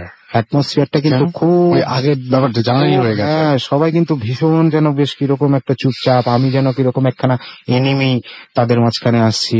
তো আমার একটা ছোট ভাই ছিল, খুব আমার ভালো একটা নেওটা ছিল আর কি। আমার উনি আমাকে বললো, কেডি জানো কালকে আমি 3 বার ঘুম থেকে উঠছি এবং I saw in my dreams that একটা woman, she was coming and trying to tackle me. একই স্বপ্ন তো। আরো আছে ব্যাপার, আরো আছে বলতে। হ্যাঁ, she was trying to throttle me. আমি 3 বার আমার ঘুম ভাঙছে এইভাবে। এবং she had long hair and it was so scary. ঘটনাটা হচ্ছে কি, ওরা তো আমার থেকে সকালবেলা আসছে। 6 জন একই স্বপ্ন দেখছে। 6 জন একই স্বপ্ন। একই স্বপ্ন। আমি কিন্তু তারপরে থেকে আর এই স্বপ্নটা দেখি নাই, কিন্তু ওরা যে 6 জন তারা কিন্তু এই স্বপ্নটা রেগুলারলি দেখে যাচ্ছে, রেগুলারলি। এবং আস্তে আস্তে করে এটা একটা মাস হিস্টেরিয়ার মতন এই 6 জনের মধ্যে নিচ্ছে। সবাই খুব সাসপিশিয়াস, সবাই আমাকে দোষ দিচ্ছে যে you have start a hornets nest, কিছু একখানে এখানে ছিল, তুমি ওখানে একটু নাড়াটাড়া দিছো, you shouldn't have done this, তোমার ভুল। এবং এরা বাথরুমে যাচ্ছে বাবা মাকে সাথে নিয়ে। আমি জানি কাল বাদে পরশু এটা আমার দিকে ঘুরে আসবে, কেন আমি তখন কলেজ ইউনিয়নের প্রেসিডেন্ট। তুমি কিছু একটা করেছো, তুমি দায়ী, আমি ওর থেকে সিনিয়র তখন এখানে। You are the one at fault. আমি জানি এটা ঘুরে আসবে আমার দিকে, আমি খুব ওয়ারিড। এবং আমি ওয়ারিড ছিলাম যে এদেরকে দেখে যে এরা যেভাবে না এরা ভয়ে ভীত হয়েছিল এক একজন, আমার এই জিনিসটা খুব খারাপ লাগছিল পুরো জিনিসটা। তো তখন যেটা হলো, একদিন আমি মানে আমার বাসার সামনে আমাদের রীতিমতন একটা রক ছিল, it was a piece of slab stone. ওখানে আমরা বসে আড্ডা মারতাম। তো আমাদের আরেক সিনিয়র ভাই রুনুদা আমাকে জিজ্ঞেস করলো, কি অবস্থা, তুই এরকম করে বসে আছিস কেন? রুনুদার ফ্যামিলি আবার হচ্ছে কি খুব একটা লং লাইন অফ তান্ত্রিক। আচ্ছা। আমি রুনুদাকে সব বলি, রুনুদা বলে চল বাবার সাথে দেখা করি। রুনুদার বাবা শ্যামল ভট্টাচার্য, উনি বেসিক্যালি পেশায় উকিল, লাস্ট অফ দ্য তান্ত্রিক। আচ্ছা। লম্বা চুল, দাড়ি, টিকা, আবার উকিলের পোশাক। হ্যাঁ, অদ্ভুত একটা কম্বিনেশন। হ্যাঁ, এবং উনি চান না যে ওনার মানে আগামী জেনারেশন তান্ত্রিক হোক বা কিছু। He is the last, that's what he says আর কি, সবসময় উনি এটা বলেন। রুনুদা গিয়ে বাবার সাথে কথা বললেন, মানে শ্যামল কাকুর সাথে কথাবার্তা বললেন বলা টলার পরে যেটা হলো যে শ্যামল কাকু রুনুদাকে বললো যে চিরুকে বলিস আমার সাথে এসে দেখা করতে। তো আমি গেলাম, আমার কাকুকে সবকিছু বললাম। তো এইটা ছিল আমার যতদূর মনে পড়ে বুধবার, মানে পুজোটা ছিল শনিবার দিন, ওটা অলরেডি বুধবার। রিকারিং ড্রিমস চলছে, প্রচুর প্রবলেম হচ্ছে সবার মধ্যে। তারা রাতে বেলা উঠে বাথরুমে যেতে গেলেও বাবা মাকে নিয়ে যাচ্ছে, এদিক থেকে ওদিক যেতে গেলেও কিছু একটা হচ্ছে। তো রুনুদার বাবা বললো যে ওকে ফাইন, শনিবার দিন আমি কলেজে যাব 12টার পর তোর সাথে। তো আমি শ্যামল কাকুকে নিয়ে মানে একদম পুরো সিনটা রিএনঅ্যাক্ট করলাম। আমি এখানে ছিলাম, এখানে ওইখানে। হঠাৎ সে ওই ফিজিক্স ডিপার্টমেন্টের ওই কোলাপসেবল গেটটার ওইখানে গিয়ে বললো, ওই ওখানে কি আছে? আমি কাকু ওই দিক থেকে চলো, আমি তোমাকে দেখাচ্ছি। সে আমার সাথে ঘুরে ওই দিক পর্যন্ত গেল। ওইখানে একটা জেন্টস বাথরুম ছিল, সে একদম ওই বাথরুমের সামনে দাঁড়িয়ে গিয়ে বললো, এইখানে তো একটা কিছু আছে। এখানে তো একটা কিছু আছে। তো একজন ল্যাব অ্যাসিস্ট্যান্ট ছিলেন সুভাষ দা, ওনার আবার একটু মাথাটা কিঞ্চিত খারাপ ছিল আর কি। সুভাষ দা হঠাৎ একদম শ্যামল বাবুর হাত ধরে বলে, স্যার আপনি কিভাবে জানলেন? বলে, স্যার বহুবার আমি এরকম ধোকা খেয়েছি স্যার। আমি হঠাৎ দেখি যে একজন মহিলা জেন্টস বাথরুমের দিকে যাচ্ছে, মাইন্ড ইউ কোনো সাদা শাড়িও না, কোনো লাল শাড়িও না, একদম নর্মাল শাড়ি পরা এক মহিলা যাচ্ছে। বলে 2-3 বার আমি এই এই এই ওদিকে যেও না, ওদিকে যেও না, ওটা হ্যাঁ জেন্টস বাথরুম, দেখি ডিসঅ্যাপিয়ার করে গেল। ওনার বাবা তখন শ্যামল কাকু বললেন যে, ভাই এখানে কিছু একটা আছে, কি আছে, I need to know that first, তারপরে তো আমি সবকিছু করতে পারবো, কিন্তু কি আছে। আস্তে আস্তে করে সব গল্প বেরোনো শুরু করলো। এরকম এক মহিলা যাকে মাঝে মধ্যেই এই 3rd ফ্লোরে দেখা যায়, যেমন এক কপতি ছিল কাপল যারা প্রেম করতো এখানে বসে, তাদেরকে তো রীতিমতন ইশারা দিয়ে পিক করে গেছে আর কি। ভয় তারপরে তারা ওখান থেকে চলে যায় আর কি। হ্যাঁ, তারপরে তারা জনগণের মধ্যে মিশে যায়। তারপরে আমাদের একজন অফিস অ্যাসিস্ট্যান্ট ছিলেন জগন্নাথ দা, উনি বললেন যে এরকম একটা উইন্টার দুপুর বেলায় যখন আমাদের মানে কলেজ বন্ধ থাকে কিন্তু ওনাদের অফিস খোলা থাকে, উনি রোদ পোয়াতে উপরে শুয়েছিলেন ছাতে। তখন নাকি গলা চিপ দিয়ে ধরছিল, এবং সেম ড্রিম যেটা আমাদের সবার হয়েছে ওই রকম। তো শ্যামল কাকু যে কথাটা বললো যে এটা দেখ, দুটো ব্যাপার আছে, খুঁজে বার করো এটা কি, কে কি কোনো একটা ঘটনা তো ঘটেছে ভাই, এখানে কেউ কিচ্ছু জানে না। কেন দ্য ওল্ডেস্ট এমপ্লয়ি তখন ওইখানে প্রবীর দা, যিনি সিকিউরিটি, উনি 88-এ জয়েন করেছেন। 84-এ কলেজ স্টার্ট হয়েছে, অ্যাবাউট 79 না 80 থেকে কলেজ তৈরি হয়েছে। কেউ তো কিচ্ছু জানে না। অনেক একটু চিন্তা ভাবনা করার পরে হ্যাঁ প্রবীর দাই আমাকে বললো, দেখো প্রথম যে সিকিউরিটি গার্ড এখানে ছিল, হ্যাঁ একজন বিশ্বাস বাবু বলে, একবার যাও তো, উনি হয়তো কিছু জানলে জানতে পারে।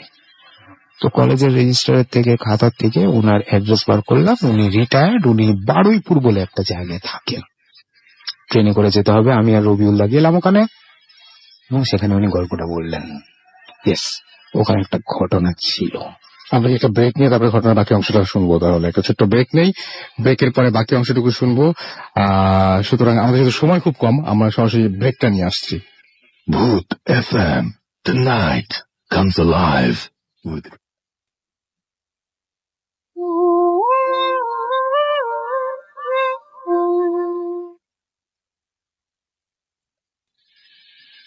Welcome back. আমরা কোনো কথা না বলে সরাসরি মাইক দিয়ে দিচ্ছি দাদার কাছে, এবং দাদা শুরু করে তারপরে হ্যাঁ সবাই মোটামুটি মনে আছে নিশ্চয়ই, যে আমারই মনে আছে যে ওইখানে যাওয়ার পরে তারপরে উনি কি বললেন সেই সিকিউরিটি গার্ড। হ্যাঁ মানে মনে হয় ভূত এফএম এর এটা একটা রেকর্ড, এত লম্বা একটা গল্প, গল্পের মাঝখানে break. I am sorry, I am really sorry about this. তো এই রবিউল দা আর আমরা যখন গেলাম ওখানে ট্রেনে করে শিয়ালদা থেকে 25 কিলোমিটার, তখন এই বিশ্বাসবাবু আমাদেরকে আসলে গল্পটা বললেন। গভর্নমেন্টের ব্যাপার তো সবকিছু খুব হাস হাস হয়। 1982, 81 সামথিং লাইক দ্যাট। কলেজ তখন তৈরি হচ্ছে, 3rd ফ্লোরটা ইনফ্যাক্ট তৈরি হয়ে গেছে, দেয়াল তখনও হয়নি। তো এই সময় 82 নাগাদ সল্টলেক কিন্তু বেশ খালি ফাঁকা একখানা জায়গা। আচ্ছা, হ্যাঁ, এবং এখনকার মতো না, এখনকার মতন একদমই নয়। ইনফ্যাক্ট ওখানে তখন টিচার্স কোয়ার্টার্স গুলো আছে something like here and there, maximum duplexes গুলো যখন আছে সেগুলো তখন হয়।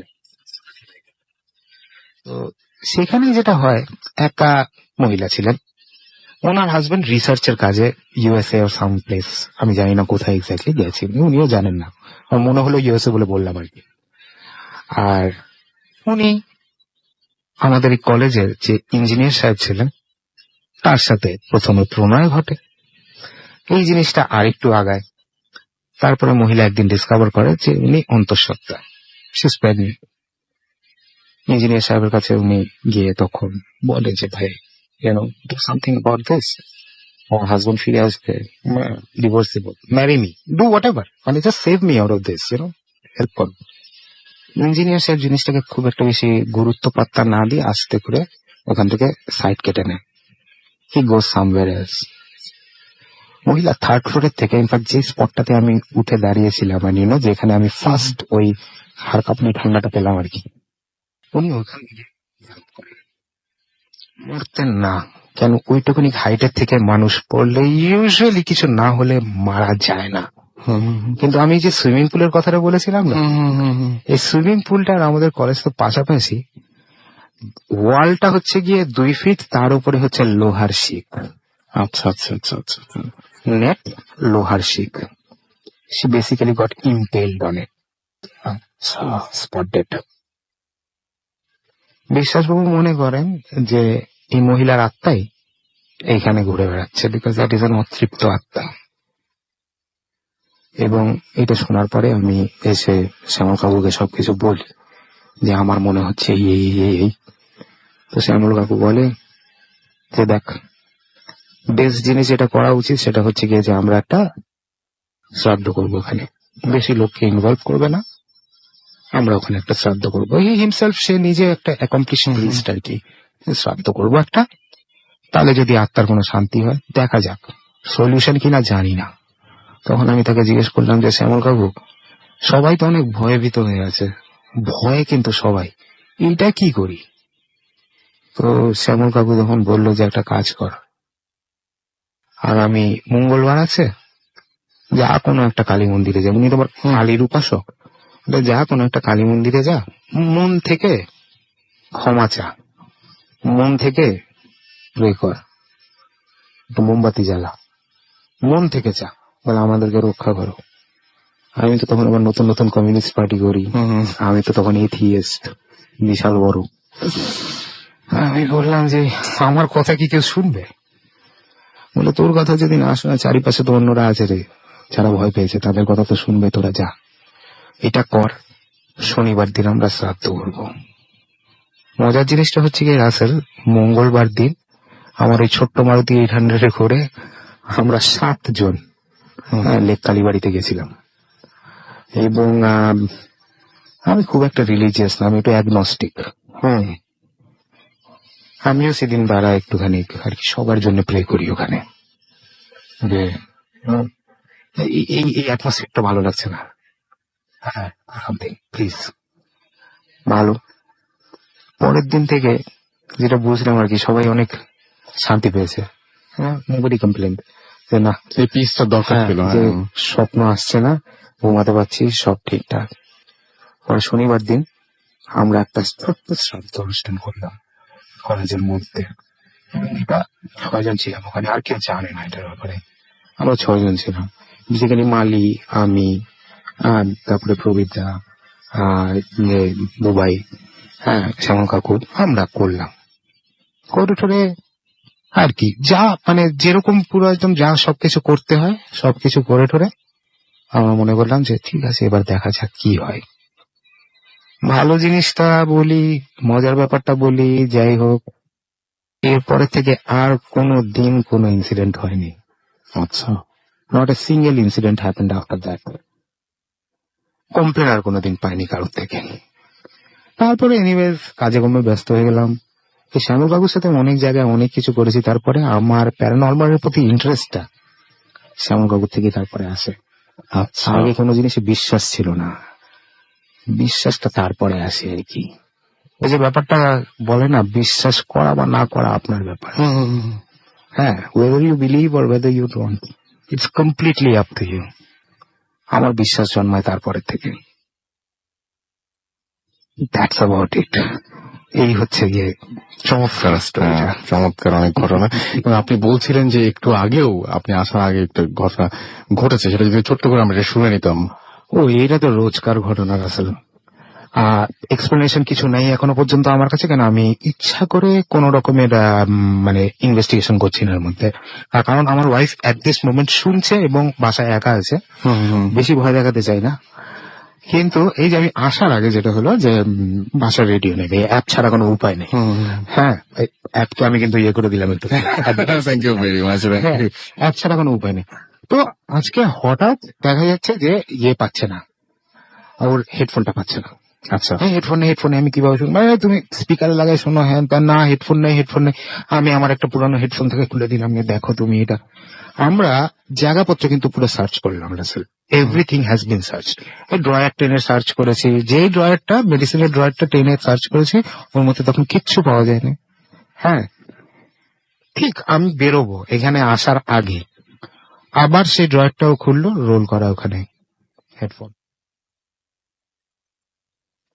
এরকম একখানা ফটো অ্যালবাম, বেসিক্যালি ওর ছোটবেলাকার ছবি, আমাদের কিছু বিয়ের ছবি, ডিসঅ্যাপিয়ার হঠাৎ একদিন একটা ড্রয়ারের থেকে, এবং খুঁজে পাই না। 1 মাস পরে এমন একটা জায়গায় জিনিসটা পাওয়া গেল যেখানে আমরা মোটামুটি রোজই ওইটা খুলে দেখি। হ্যাঁ, ওইখানে পাওয়া গেল।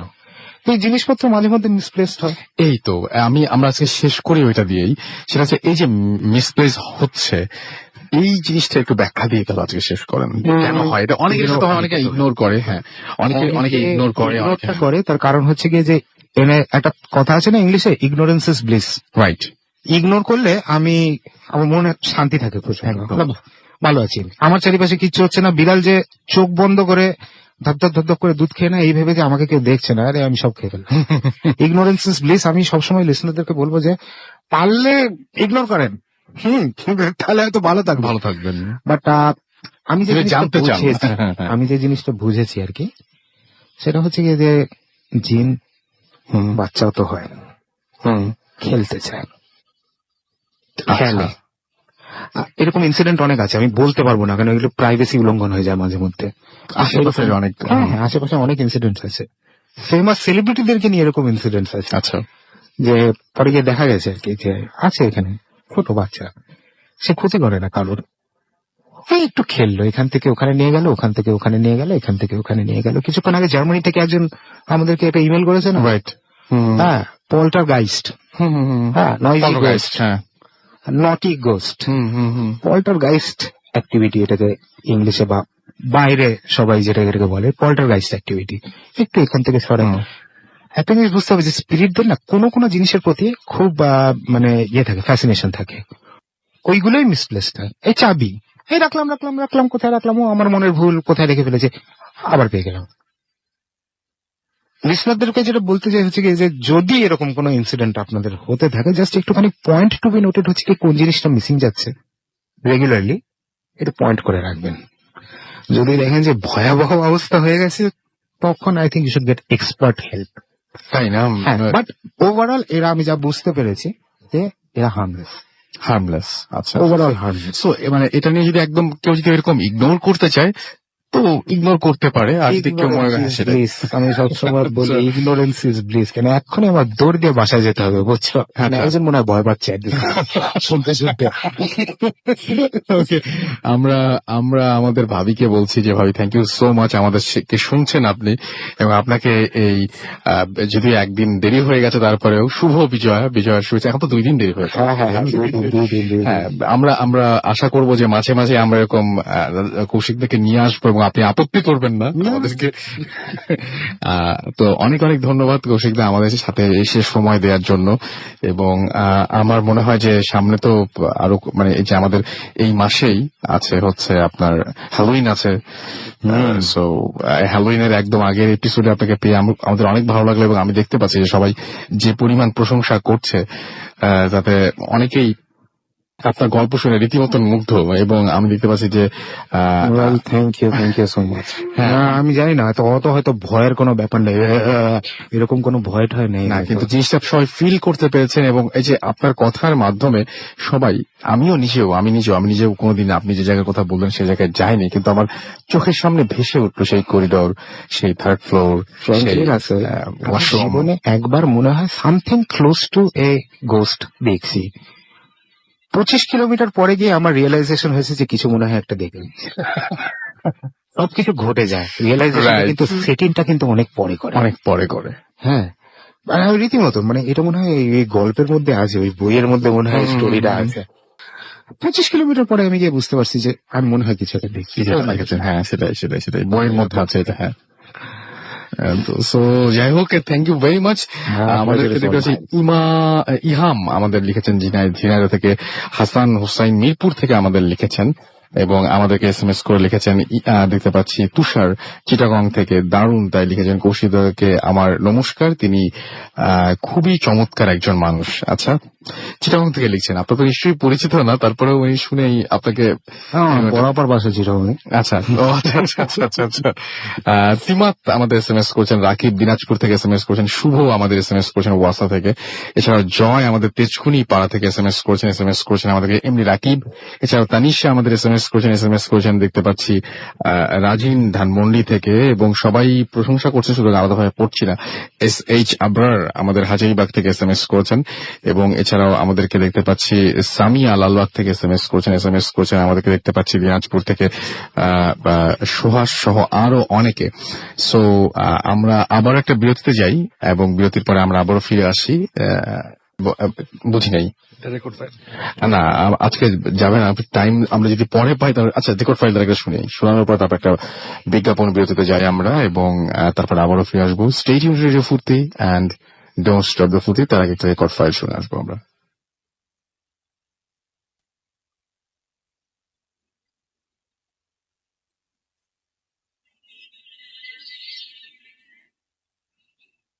Hello everyone, it's me again with my experience. Hello Rasabai, how are you? And hope you're fine. Obviously you're fine as well. All the time I guess. আমি আসলে যে স্টোরিটা এখন শেয়ার করতে যাচ্ছি সেটা ছিল 2013 এর story, well experience also, not a story. আমি তখন আসলে এখানে Lloyds GSB ব্যাংকে জব করতাম. I gave up the job after the incident because obviously I wanted to move up to go into investment banking. So yes, at 2013 October I got an literally two months before I moved my job. I used to work as business development manager. তখন আসলে একটা European লেজিসলেশনের কারণে আমাদের Lloyds GSB ব্যাংকের 600 branches sold out করতে হয়েছে TSB এর কাছে, which actually they split it out, Lloyds and TSB. So আমাদের বিজনেস ডেভেলপমেন্ট গ্রুপের আমরা 4 জন মেম্বার ছিলাম। 4 জন member, we had to go to Scotland for about 4 weeks, every week একজন করে। তো আমরা ব্রাঞ্চ ইনভেস্টিগেশন করার জন্য গিয়েছিলাম। যাই হোক, যাওয়ার জন্য আসলে আমি এক সানডেতে রওনা হই, রাতের বেলা, রাতে না 6টার দিকে, সন্ধ্যার দিকে রওনা হই। স্কটল্যান্ড গিয়েছি, everything was fine. I checked into a hotel which obviously pre-booked, and then Monday morning আমি আমার অফিসে যাই, ওখানে একটা ব্রাঞ্চে। ওখান থেকে ব্রাঞ্চের কাজ শেষ করি around 6 o'clock, মানে 5:30 6 o'clock। তো আমি আবার গাড়ি নিয়ে বেরিয়ে যাই ওখান থেকে। বেসিক্যালি আমার about 2 hours ড্রাইভে একটা জায়গা হচ্ছে ইবোনাচে, এটা হচ্ছে স্কটিশ হাইল্যান্ডে, এটা গ্লাসগো পরে ন্যাশনাল পার্ক পার হয়ে ওখানে যেতে হয়। তো ওখানে আমি রাতে থাকবো, হোটেল অলরেডি বুক ছিল। তারপরের দিন সকালে ওখানে একটা ব্রাঞ্চ আমরা ইনভেস্টিগেট করবো, বেসিক্যালি অডিট করবো। যাই হোক, আমি গাড়িতে একাই ছিলাম তখন, বিকজ আমার কলিগ যেটা ওর বাসা ওখানে ছিল দেখে সে বিকাল বেলায় চলে গিয়েছিল বাই হিমসেলফ। তো আমি আসলে ওই ন্যাশনাল পার্ক, বেসিক্যালি ফরেস্ট, ওখানে মাঝখান দিয়ে আমি ড্রাইভ করতেছিলাম। যাওয়ার সময় I felt okay, to be honest. There wasn't any problem, nothing. Everything was perfectly fine. It was really nice drive because রাস্তাটা অনেক ভালো ছিল, দুই সাইডে গাছপালা ছিল। So everything was going good. Suddenly আমি একটা basically I wasn't feeling good. অস্বস্তি বোধ করি। It wasn't very good feeling, to be honest, in the car. So কেমন ছটফট লাগছে গাড়ির ভিতরে। I was thinking যে হয়তো আমি সারাদিন কাজ করেছি, সেজন্য লাস্ট নাইট আমি ড্রাইভ করেছি around 11 hours, so জন্য হয়তো বা খারাপ লাগছিল। So I was still driving. About 2 minutes পরে, মানে ওই রকম ছিল 2 মিনিট পরে, আমি দেখলাম এখানে হরিণ, আসলে যখন মোটরওয়েতে ড্রাইভ করা হয় এখানে সাইন দেওয়া থাকে যে deer might come up, like they might cross the road in front of the car usually. So obviously we had to be careful. আমি দেখি একটা হরিণ রাস্তার মাঝখানে দাঁড়িয়ে আছে। So আমি যে আস্তে করে গাড়িটা স্লো করে দেই from 70 miles to 30 miles speed straight down. তো স্লো করে তারপরে হরিণটা দেখি কতক্ষণ দাঁড়িয়ে ছিল, তারপর আমার গাড়ির সামনে দিয়ে রাস্তাটা ক্রস করলো। রাস্তাটা যখন ক্রস শেষ করলো, সে ঠিক আমার গাড়ির থেকে 5 থেকে 10 ফিট দূরে। তো আমি ভালো করে হরিণটাকে দেখি না, বিকজ ইট ওয়াজ ডার্ক। আমার হেডলাইট চালানো ছিল, বাট স্টিল মানে হুই লুকস এট দ্য হেড, হরিণের দিকে তাকে এরকম ভাবে কে তো দেখি হঠাৎ করে আমি ভালো করে খেয়াল করে দেখি যে হরিণের ঘাড়টা মানে his neck was proper bend on the right hand side. ঘাড় ভেঙে গেলে যেরকম থাকে ওরকম আর কি। তো আমি এটা দেখে I was thinking what's going on. Usually মানে হরিণটা হার্ট হয়েছে অথবা কিছু, সেই জন্য এরকম ভাবে হাঁটছে। যাই হোক, চলে যাওয়ার পর আমি আবার I set off for my destination anyways. তার 10-15 minutes পর I just realized যে আমার কারের পেছনের সিটে কেউ যেন বসে আছে। I felt, when you're driving alone, যদি কেউ গাড়ির মধ্যে থাকে, you actually know the people are breathing or whatever, and you know their existence, they all exist. তো আমার এরকম একটা ফিল হলো। আমি লুকিং গ্লাসে দেখলাম কিছু নাই। then আমি পেছনে ঘুরেও দেখলাম কিছু নাই। I wasn't feeling really good. I was thinking, like, okay, probably hallucinate করতেছি, because I was tired. আমি আবার আগাইতে শুরু করলাম, মানে I was still driving.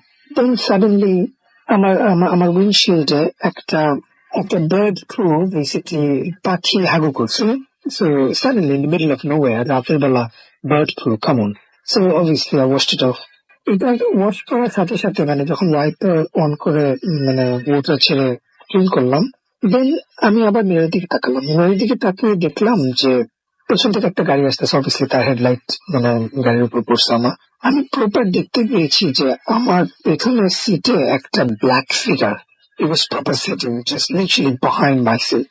I swear to God, এটা বলতে গিয়ে এখনো আমার গুজবাম্প হচ্ছে।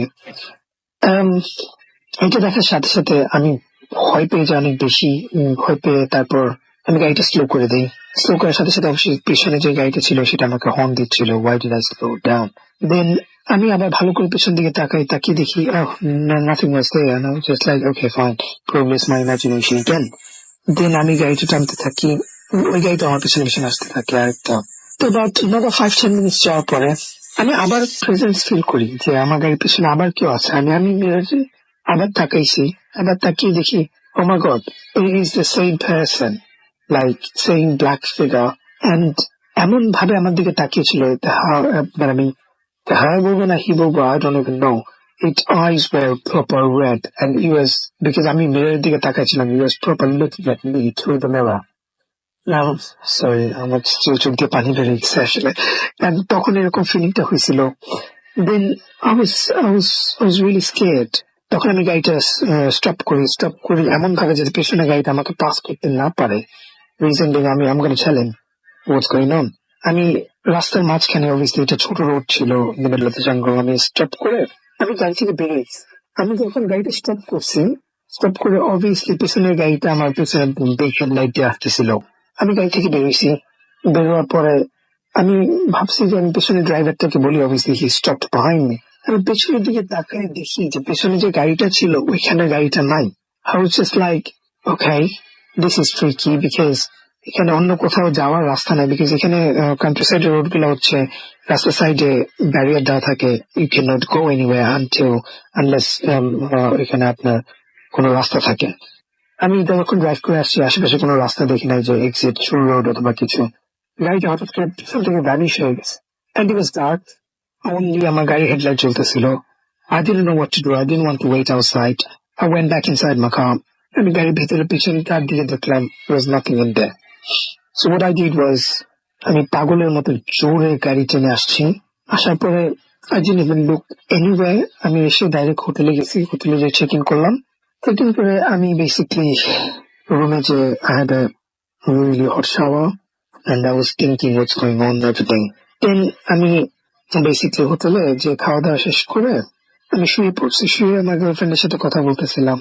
And I told her everything. This is what happened and everything. And she আমাকে বলল আয়াতুল কুরসি পড়ে ঘুমাও, so everything is gonna be fine. তো আমি আয়াতুল কুরসি পড়ে ঘুমাইছিলাম। So everything is fine, nothing is going wrong. ভালো করে ঘুমাইছি। রাতে 4টার দিকে আমার রুমে মানে ব্যাং নয়েজ শুনি, যে আমি যে রুমে হোটেলটায় ছিলাম হলিডে, তো ইউজুয়ালি মানে হোটেলে মানুষ ডিস্টার্ব করে না, রাতের বেলায় ডোরের মধ্যে অনেকবার নক করতেছে। আমি ডোরটা খুলে দেখি যে হোটেলের রিসেপশনে এরিয়াতে যে থাকে হোটেলের একটা বয় বেসিকলি, যারা হোটেলে কাজ করে ওখানে।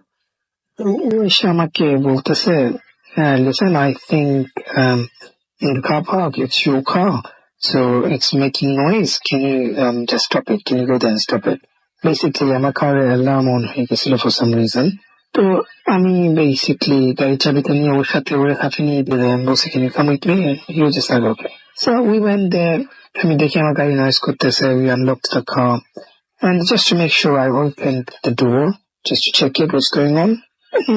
আমি ডোরটা ওপেন করার পরে যা দেখি আসলে listeners, it's unbelievable.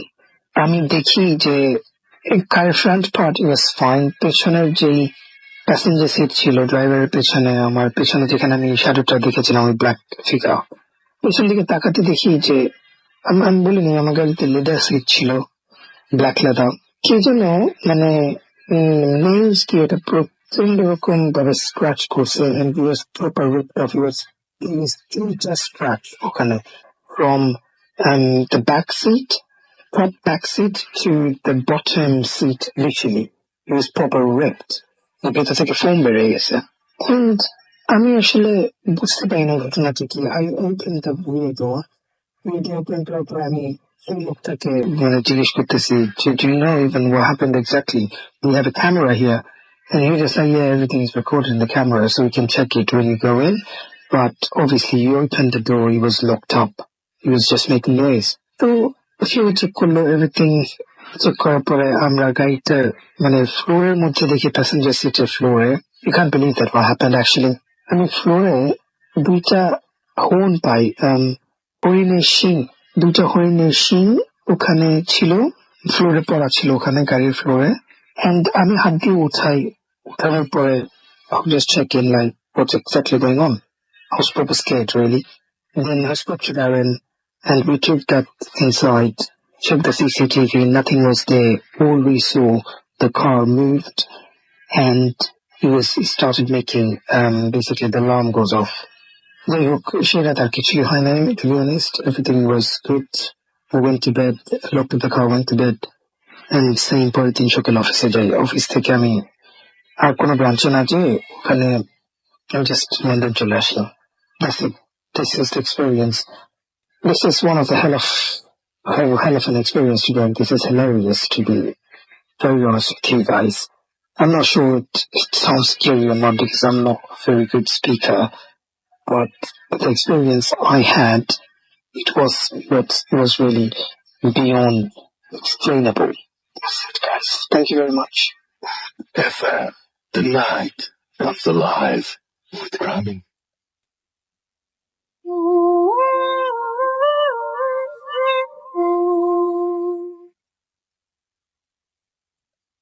Welcome back. শুনছেন সবসময় রেডিও 48.4 FM।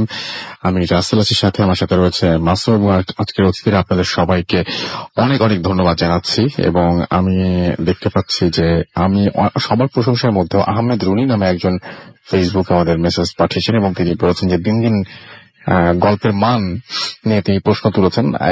আপনি যিনি এর আগে গল্প বললেন তিনি ভূতফিল্মের সেকেন্ড এপিসোডে তার সবচেয়ে জনপ্রিয় ঘটনা এবং এখন যারা গল্প বলছেন তাদেরও সেরকমই প্রথম দিকেরই। সো প্রথম দিকের মানুষগুলো এখন বললেও আপনাদের কাছে ভালো লাগছে না, প্রবলেমটা কোথায় একটু যদি বলতেন যে আসলে প্রবলেমটা কোন জায়গায় মনে হচ্ছে। যদি সবার কাছে ভালো লাগছে, আপনার কাছে ভালো লাগছে না, একটু কারণটা আমাকে বলতেন তাহলে ঠিক আছে। আচ্ছা, আমরা চলে যাই আমাদের নতুন একজন অতিথি আছেন তার কাছে এবং আপনার একটা ঘটনা শুনি। আপনার ঘটনাটা কোথায় ঘটেছে যদি আমাকে বলতেন, তার আগে বলবেন আপনার নাম এবং আপনি কোথা থেকে এসেছেন। ধন্যবাদ রাসেল ভাই। আসসালামু আলাইকুম লিসেনার্স, আমি অলি আহমেদ আলী, এসেছি জান্নাতবাগ কামরাঙ্গীচর থেকে। রাসেল ভাই, এই ঘটনাটা ঘটে হচ্ছে আমার এক ওই ফ্রেন্ডের বিয়েতে। আমি আপনার দোহার নামক একটা জায়গা আছে যেটা, তো ওই এলাকায় ওনার ওই বিয়ের চলনে যাই। তো ওখানে মেগুলা বাজার নামের একটা জায়গা, তো ওই বাজারে আমরা চাটা খেতে ঘুরতে যাই সবাই। তো যাওয়ার পরে একজন ভদ্রলোক ওই চার দোকানে বসা ছিল। তো আমরা এইভাবে আর কি ওই যেহেতু গ্রাম অঞ্চল ভূত নিয়ে কথা বলতেছিলাম, তো উনি একটা ঘটনা শেয়ার করলো এবং উনি একজন পুলিশ কর্মকর্তা, সঙ্গত কারণে আমি ওনার নাম বলতেছি না। তো উনি যেভাবে ঘটনাটা বলে যে এটা হচ্ছে আপনার 1995 বা 96 দিকে ঘটনা। তো এটা খুবই গ্রাম এলাকা ছিল তখন। তো একটা ওই গ্রামের আধিপত্য বিস্তারকে নিয়ে আপনার একটা সংঘর্ষ হয়, ওখানে ঝগড়াঝাটি হয়। তো এখানে একজন লোক মারা যায়। তো এখানে একজন মার্ডার কেসের আসামি ছিল। তো ওই লোকটাকে পুলিশ অনেক খোঁজাখুঁজি করে। তো একদিন হঠাৎ করে খবর পায় যে ওই মার্ডার কেসের আসামি যে উনি হচ্ছে আপনার এরকম এক জায়গায় এক বাড়িতে উনি লুকিয়ে আছে, হয়তো আশ্রয় নিয়েছে। তো এই খবর পাওয়ার পরে ওনাকে আপনার একজন ওসি ছিল এবং 4 জন ফোর্স। তো ওনারা আস্তে আস্তে রাতের বেলায় খুব মানে লুকিয়ে লুকিয়ে এখানে যায়। তো যাওয়ার পরে আপনার পথের মধ্যে একজন যে আমাকে ঘটনাটা শেয়ার করে, উনি আপনার রাস্তার মধ্যে 2 বার আপনার পড়ে যায়, পা পিছলে আপনার পড়ে যায়। তো পড়ে যাওয়ার পরে ওখানে যাওয়ার পরে যে বাড়িটা হচ্ছে আপনার 2টা রুম, একটা সামনের দিকে একটা পেছনের দিকে, এবং ওই রুমে প্রত্যেকটা রুমে আপনার 2টা করে দরজা। আর বাড়িটা হচ্ছে আপনার 2 পাশের মধ্যে আছে, মাঝখানে হচ্ছে উঠান এবং বাম পাশে হচ্ছে আপনার বাঁশঝাড় এবং হচ্ছে আপনার পারিবারিক গোরস্থান, 2-3টা কবরস্থান, কবর আর কি। তো এখানে আপনার যাওয়ার পরে দুইজন দুই দিকে আপনাকে করে থাকে, একজন ডান দিকে, 2জন বাম দিকে, আরেকজন উনি একা শুধু আপনার ওই কবরস্থানের ওইখান দিয়ে যায়। তো যাওয়ার পরে এরকম মানে ওই কবরের পাশ দিয়ে যখন যেতে থাকে উনি বাম পাশে, তো হঠাৎ উনি লক্ষ্য করে যে আপনার ওই 2টা কবরের মাঝখানে কেউ একজন উপর হয়ে গুটি মেরে আপনার বসে আছে। তো উনি ভাবে যে হয়তো যাকে আমরা খুঁজতে আসছি উনি হয়তো আমাদেরকে দেখে এখানে লুকায় আছে। তো ওই পুলিশ অফিসার কিছু আগে পরে আপনার চিন্তা না করে ওনাকে পিছন থেকে থাবা দিয়ে ধরার চেষ্টা করে, এবং গায়ে হাত দেওয়ার সাথে সাথে ওনার ওই শরীরের ভিতরে ওনার হাত ঢুকে যায়। হাত ঢুকে যাওয়ার পরে ওই জিনিসটা আপনার সাথে সাথে আপনার ওই ঝাড়া দিয়ে উপরে উঠে এবং খুব বিকৃত ভাবে ওনার দিকে তাকায়, ওনাকে একটা ধাক্কা মারে, এবং ধাক্কা মারার পরে উনি খুব ভয় পায় এবং চোখগুলো লাল, এবং উনি যেভাবে বলে খুব বিকৃত একটা চেহারা, তার দিকে খুব বিভৎস ভাবে তাকিয়ে থাকে। এবং এই দেখার পরে উনি আপনার দৌড় দিয়ে, যেহেতু আপনার কবরের ওই পাশে, আপনার তাড়াতাড়ি উঠানের ভিতরে চলে যেতে পারবে এবং ওই দিক দিয়ে গেলে ঘুরতে হবে। তো এটা দেখে উনি কবর উপর দিয়ে আপনার লাফ দিয়ে চলে যাওয়ার সময় ওনার বাম পা কেউ একজন কবরের ভিতর থেকে আপনার হাত দিয়ে খুব থাবা দিয়ে সজোরে ধরে, এবং উনি ওইখানে থেমে যায়। থেমে যাওয়ার পরে হিলতে পারেন, এবং উনি যেটা দেখে যে ওই কবরের মাটি থেকে হয়তো সাপ বা সাপের মতো এরকম কোনো কিছু আপনার ওনার 2 পাও দিয়ে আপনার পেঁচায় পুরো শরীরের মধ্যে উঠে আসতেছে। তো এটা দেখার পরে উনি আপনার সাথে সাথে চিৎকার দেয় জোরে, তখন চিৎকার হয় না এবং উনি পড়ে যায়। এবং সাথে যারা পুলিশ ফোর্স ছিল ওনারা খবর পেয়ে তাড়াতাড়ি এখানে আসে যে কি ব্যাপারে সেই ঘটনা, আপনি এখানে পড়ে আছেন। তো ওই মুহূর্তে উনি আর কিছু বলতে পারেনি। তো উনি বাসা যাওয়ার পরে উনি যে হাত দিয়ে আপনার ওটাকে থাবা দিয়ে ধরছিল, তো ওনার ওই হাতে আপনার প্রবলেম হয়, ওই হাত নাকি ওনার কাজ করতেছিল না, আর বাম পাটাও আপনার অবশ হয়ে যায়। ঠিক আছে। তো তার আপনার 3-4 দিন পরে ওনার একটা 2টা বাচ্চা ছিল, একটা মেয়ে আর একটা ছেলে ছিল আপনার 6 থেকে 7 বছর বয়স। তো উনি আবার ওই এলাকারই বাসিন্দা ছিল, ওইখানে গ্রামের বাড়ি ওনার, এবং কর্মরত অবস্থা ছিল ওই থানাতেই। তো 3-4 দিন যাওয়ার পরে হঠাৎ একদিন রাতে ওনারা শুয়ে আছে, তখন ওখানে ইলেকট্রিসিটি ছিল না। তো যাওয়ার পরে রাতে বেলা ঘুমায় আছে, তো হঠাৎ করে ফিল করলো যে দরজার মধ্যে কিছু একটা ধাক্কি, এবং দরজাটা ছিল আপনার গ্রাম অঞ্চলে যেমন কাঠের খিল লাগানো, তবে নিচে আপনার 4 আঙ্গুলের মতো আপনার জায়গা, একটা বিড়াল টেরাল যাওয়া আসা করতে পারবে। তো এর মধ্যে শব্দ হচ্ছে, দরজার মধ্যে খুব ধাক্কি। তো উনি উঠে তাড়াতাড়ি, যেহেতু কারেন্ট নাই, তো উনি আপনার হারিকেন, যেটাকে বলে হারিকেন জ্বালায়। এর মধ্যে দেখতে পারে যে উনার যে ছেলেটা অর্ধেক আপনার ভিতর দিকে, আপনার বাইরের দিকে মাথা অলরেডি চলে গেছে, এবং পা দুটো আপনার পেছন দিকে আপনার মানে খুব দাপাদাপি করছে। তো উনি দেখে এরকম চিৎকার দিয়ে ওঠে, কি ব্যাপার, আমার ছেলেকে কে টেনে নিয়ে যাচ্ছে। তো সাথে সাথে উনি টেনে আনার সময় আপনি টান দিতে থাকে, কিন্তু ওনার হাত থেকে ওনার বাচ্চাকে অনেক সজোরে টানাটানি করে, এবং উনি সাথে সাথে আপনার গেট খোলার পরে উনি যেটা লক্ষ্য করে যে উনি গেট খোলার সাথে সাথে দেখে ডান দিকে আপনার একটা কালো শ্যাডো অবয়বের মতো কিছু একটা খুব খুব দ্রুত গতিতে ওখান থেকে চলে যায়। এবং এটা ওই আশেপাশে যে বাড়ি ঘরের লোকজন ছিল সবাই মোটামুটি ওনার চিৎকারে চিল্লা চেঁচামেচিতে চলে আসে। তো আসার পরে দেখে যে বাচ্চাটা একেবারে নাক মুখে মানে রক্ত দিয়ে অবস্থা। তো এবং ওই বাচ্চাটা আপনার ওই রাতে সাথে সাথে মারা যায়। তো আসলে এটা ছিল আর কি আমার ওই প্রথম ঘটনা। ওকে, থ্যাংক ইউ ভেরি মাচ আপনার ঘটনার জন্য। আমরা চলে যাবো আবারও দিনারের কাছে। ইন দ্য মিনটাইম আমরা কিছু দিনারের গল্প বলতে বলতে আমরা কিছু SMS পড়ে আসি। ফয়সাল শ্যামলী থেকে আমাদের লিখেছেন যে এনজয়িং ভূত এফএম। আমাদেরকে সালমান SMS করেছেন। এছাড়া আমাদের SMS আচ্ছা তিনিও গল্পের মান নিয়ে বলছেন। আচ্ছা, আপনি যদি বলতে চান তাহলে ডেফিনেটলি বলতে পারেন, কিন্তু প্রবলেমটা কি সেটা আমাকে একটু বলতে হবে প্লিজ। প্রবলেম না বললে তো বুঝতে পারবো না। আচ্ছা, তার মধ্যে একটা ঘোষণা আমি জানিয়ে দিই, সেটা হচ্ছে যে আমাদের তো সামনে 31 তারিখে অবশ্যই আপনারা ভুলবেন না যে একটা হ্যালোইন রয়েছে, এবং হ্যালোইনের জন্য গ্রামীণ ফোন প্রেজেন্টস ভূত এফএম এবং অ্যাসোসিয়েট পার্টনার হচ্ছে এটার ন্যান্ডুজ। সুতরাং এই ন্যান্ডুজের যে গুলশান 1-এ সেখানে আমরা একটা লাইভ শো করতে চাই, এবং আমরা সেটা 30 তারিখ রাত্রে শুরু করব এবং 31 তারিখে গিয়ে শেষ হবে, এবং 31 তারিখ সন্ধ্যাতেও আমরা আরেকটা আয়োজন করব সেখানে। সো আপনারা সবাই আশা করছি সেখানে উপস্থিত থাকবেন, আসবেন আপনারা। এবং আপনাদের সবার উপস্থিতি চাই। যাই হোক, আমরা সরাসরি ঘটনায় যাব। আমি দেখতে পাচ্ছি অনেকে এসএমএস করছেন। মোস্তাক বেলি রোড থেকে আমাদের এসএমএস করছেন জয় এবং কৌশিক দা জাস্ট অসম। এছাড়া আমাদেরকে মারিয়া লিখেছেন অসম। বেদুল আমাদের কুষ্টিয়া থেকে এসএমএস করেছেন। আনিকা ঢাকা থেকে আমাদের এসএমএস করেছেন আমাদেরকে দেখতে পাচ্ছি যে অস্তিত্বহীন জীবন, বাবা চমৎকার নাম। খায়রুল আমাদের ঘাটাইল থেকে এসএমএস করেছেন আমাদেরকে তমা।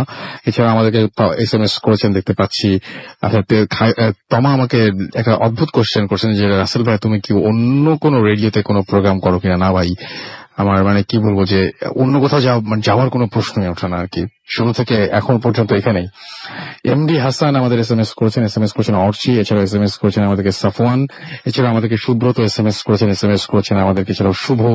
খায়রুল আমাদের এসএমএস করেছেন সাইফ। এছাড়াও আমাদেরকে এসএমএস করেছেন নাস ধানমন্ডি থেকে এসএমএস করেছেন আমাদেরকে দেখতে পাচ্ছি। এছাড়াও আরো অনেকে, আপনি যদি এসএমএস করতে চান মোবাইলের মেসেজ আপনাকে টাইপ করতে পারেন ফুর্তি FORTI ফুর্তি স্পেস দিয়ে দিতে পারেন আপনার নাম, স্পেস দিয়ে আপনার মেসেজ পাঠিয়ে দিন 9840 নাম্বারে। আমাদের ইমেল করতে চাইলে আমাদের ইমেল অ্যাড্রেস হচ্ছে bothfm@radiofurti.fm which is BHWTFM@radioforti.fm। আপনার নাম, ঠিকানা এবং ফোন নাম্বার সহ আপনার জীবনে ঘটে যাওয়া আপনার জানার সেরা ঘটনা পাঠিয়ে দিন আমাদের কাছে। এবং আমি দেখতে পাচ্ছি লিটন আমাদের লিখেছেন যে আজকের এপিসোডটা তার কাছে one of the best episode মনে হয়েছে। আমাদেরকে মারিয়া লিখেছেন অসম। এছাড়াও অনেকেই, আমি আসলে বেশিরভাগ এসএমএস এর জন্য পড়তে পারছি না, দারুণ হচ্ছে লিখেছেন নাজ ধানমন্ডি থেকে। এছাড়াও আমাদেরকে দেখতে পাচ্ছি খুব ভয় করছে খায়রুলের। আমাদেরকে আরো অনেকেই লিখেছেন, কিন্তু সময় খুব কম, আমাদের ঘটনা এখনো থেকে গেছে, সো আমরা সব এসএমএস পড়তে পারছি না। আমরা চলে যাব দিনারের কাছে। দিনার আপনার নেক্সট যে ঘটনাটা সেটা প্রথমে শুনতে চেয়েছিলাম সেটা আমরা শুনে ফেলি, যদি এখন সময় খুব কম, প্রথমে তো অনেক ভালো করে শুনতে জি আসলে আমি বলছি, তাও গুছিয়ে বলা যায়।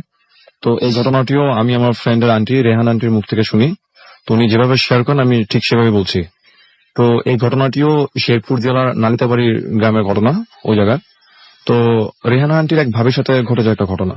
তো এটা আপনার 75 বা 78 এই দিকের একটা ঘটনা। তো আপনার ঘটনা হচ্ছে এরকম যে একদিন ওই রেহানা আন্টি যিনি, ওনার ভাবির মেয়ের খুব জ্বর। তো তখন ঠিক সকালবেলা, তো উনার মেয়ে জ্বর থাকার কারণে তো উনি চিন্তা করলেন যে উনি তাকে বাজারে নিয়ে কোন একজন কবিরাজ, তখন ডাক্তার এরকম এত ফ্যাসিলিটি ছিল না তাদের ওইখানটায়। তো উনি চিন্তা করলেন যে ওনাদের গ্রামে বাজার ওইদিকে একজন কবিরাজ বসেন, তো উনি বিভিন্ন ওষুধ টষুধ দেন। তো উনি চিন্তা করলেন যে ওই কবিরাজের কাছে তার মেয়েকে নিয়ে যাবে। তো উনি বাসা থেকে বেরোন, তখন ঠিক দুপুরের মতো সময়। তো উনি চিন্তা করলেন যেহেতু উনি যদি রাস্তা দিয়ে হেঁটে যায় তাহলে মোটামুটি ওনার বেশ খানিক সময় লেগে যাবে হাটে পৌঁছাতে। তো উনি করলেন কি, উনি ক্ষেতের মধ্যে দিয়ে হাঁটা শুরু করলেন। তো ক্ষেতে যখন উনি হাঁটতেছেন, তো বেশ কিছু দূর যাওয়ার পর ওনাদের ক্ষেতের মধ্যে একটা ঘর ছিল। তো সেই ঘরটা বেসিক্যালি কার, সেটা অনেক ঝামেলা ছিল। কারণ হচ্ছে যে অনেক পক্ষ এসেই সেই জায়গাটা তাদের নিজেদের বলে দাবি করত। তো সেখানে একটা ঘর বানানো ছিল, তো ওইখানে বেসিক্যালি কেউ থাকতো না, ক্ষেতের মধ্যে একটা ঘর ছিল। তো উনি যখন সেই বাসাটার সামনে দিয়ে যাচ্ছে তখন ঠিক মানে ভর দুপুর এরকম একটা সময়। তো উনি ওনার মেয়েকে নিয়ে যাওয়ার সময় উনি শুনতে পেলেন যে সেই রুমের ভিতর থেকে একটা বাচ্চার কান্নার শব্দ আসতেছে। উনি বাচ্চার কান্নার শব্দ শুনে সেই বাসার সামনে গিয়ে থামলেন। তো থামার পর উনি লক্ষ্য করলেন যে বাচ্চার কান্নার শব্দটা সেই বাসার ভিতর থেকে আসতেছে।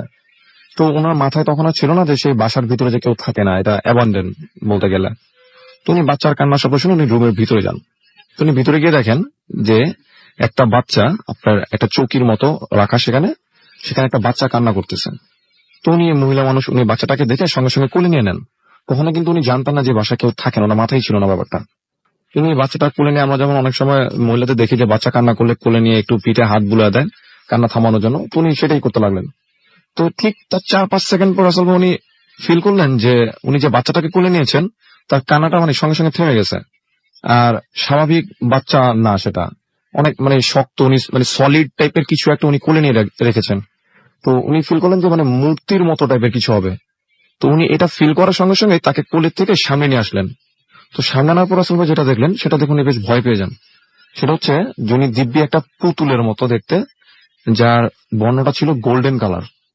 ওনার ভাষ্য মতে সেটা ছিল স্বর্ণের।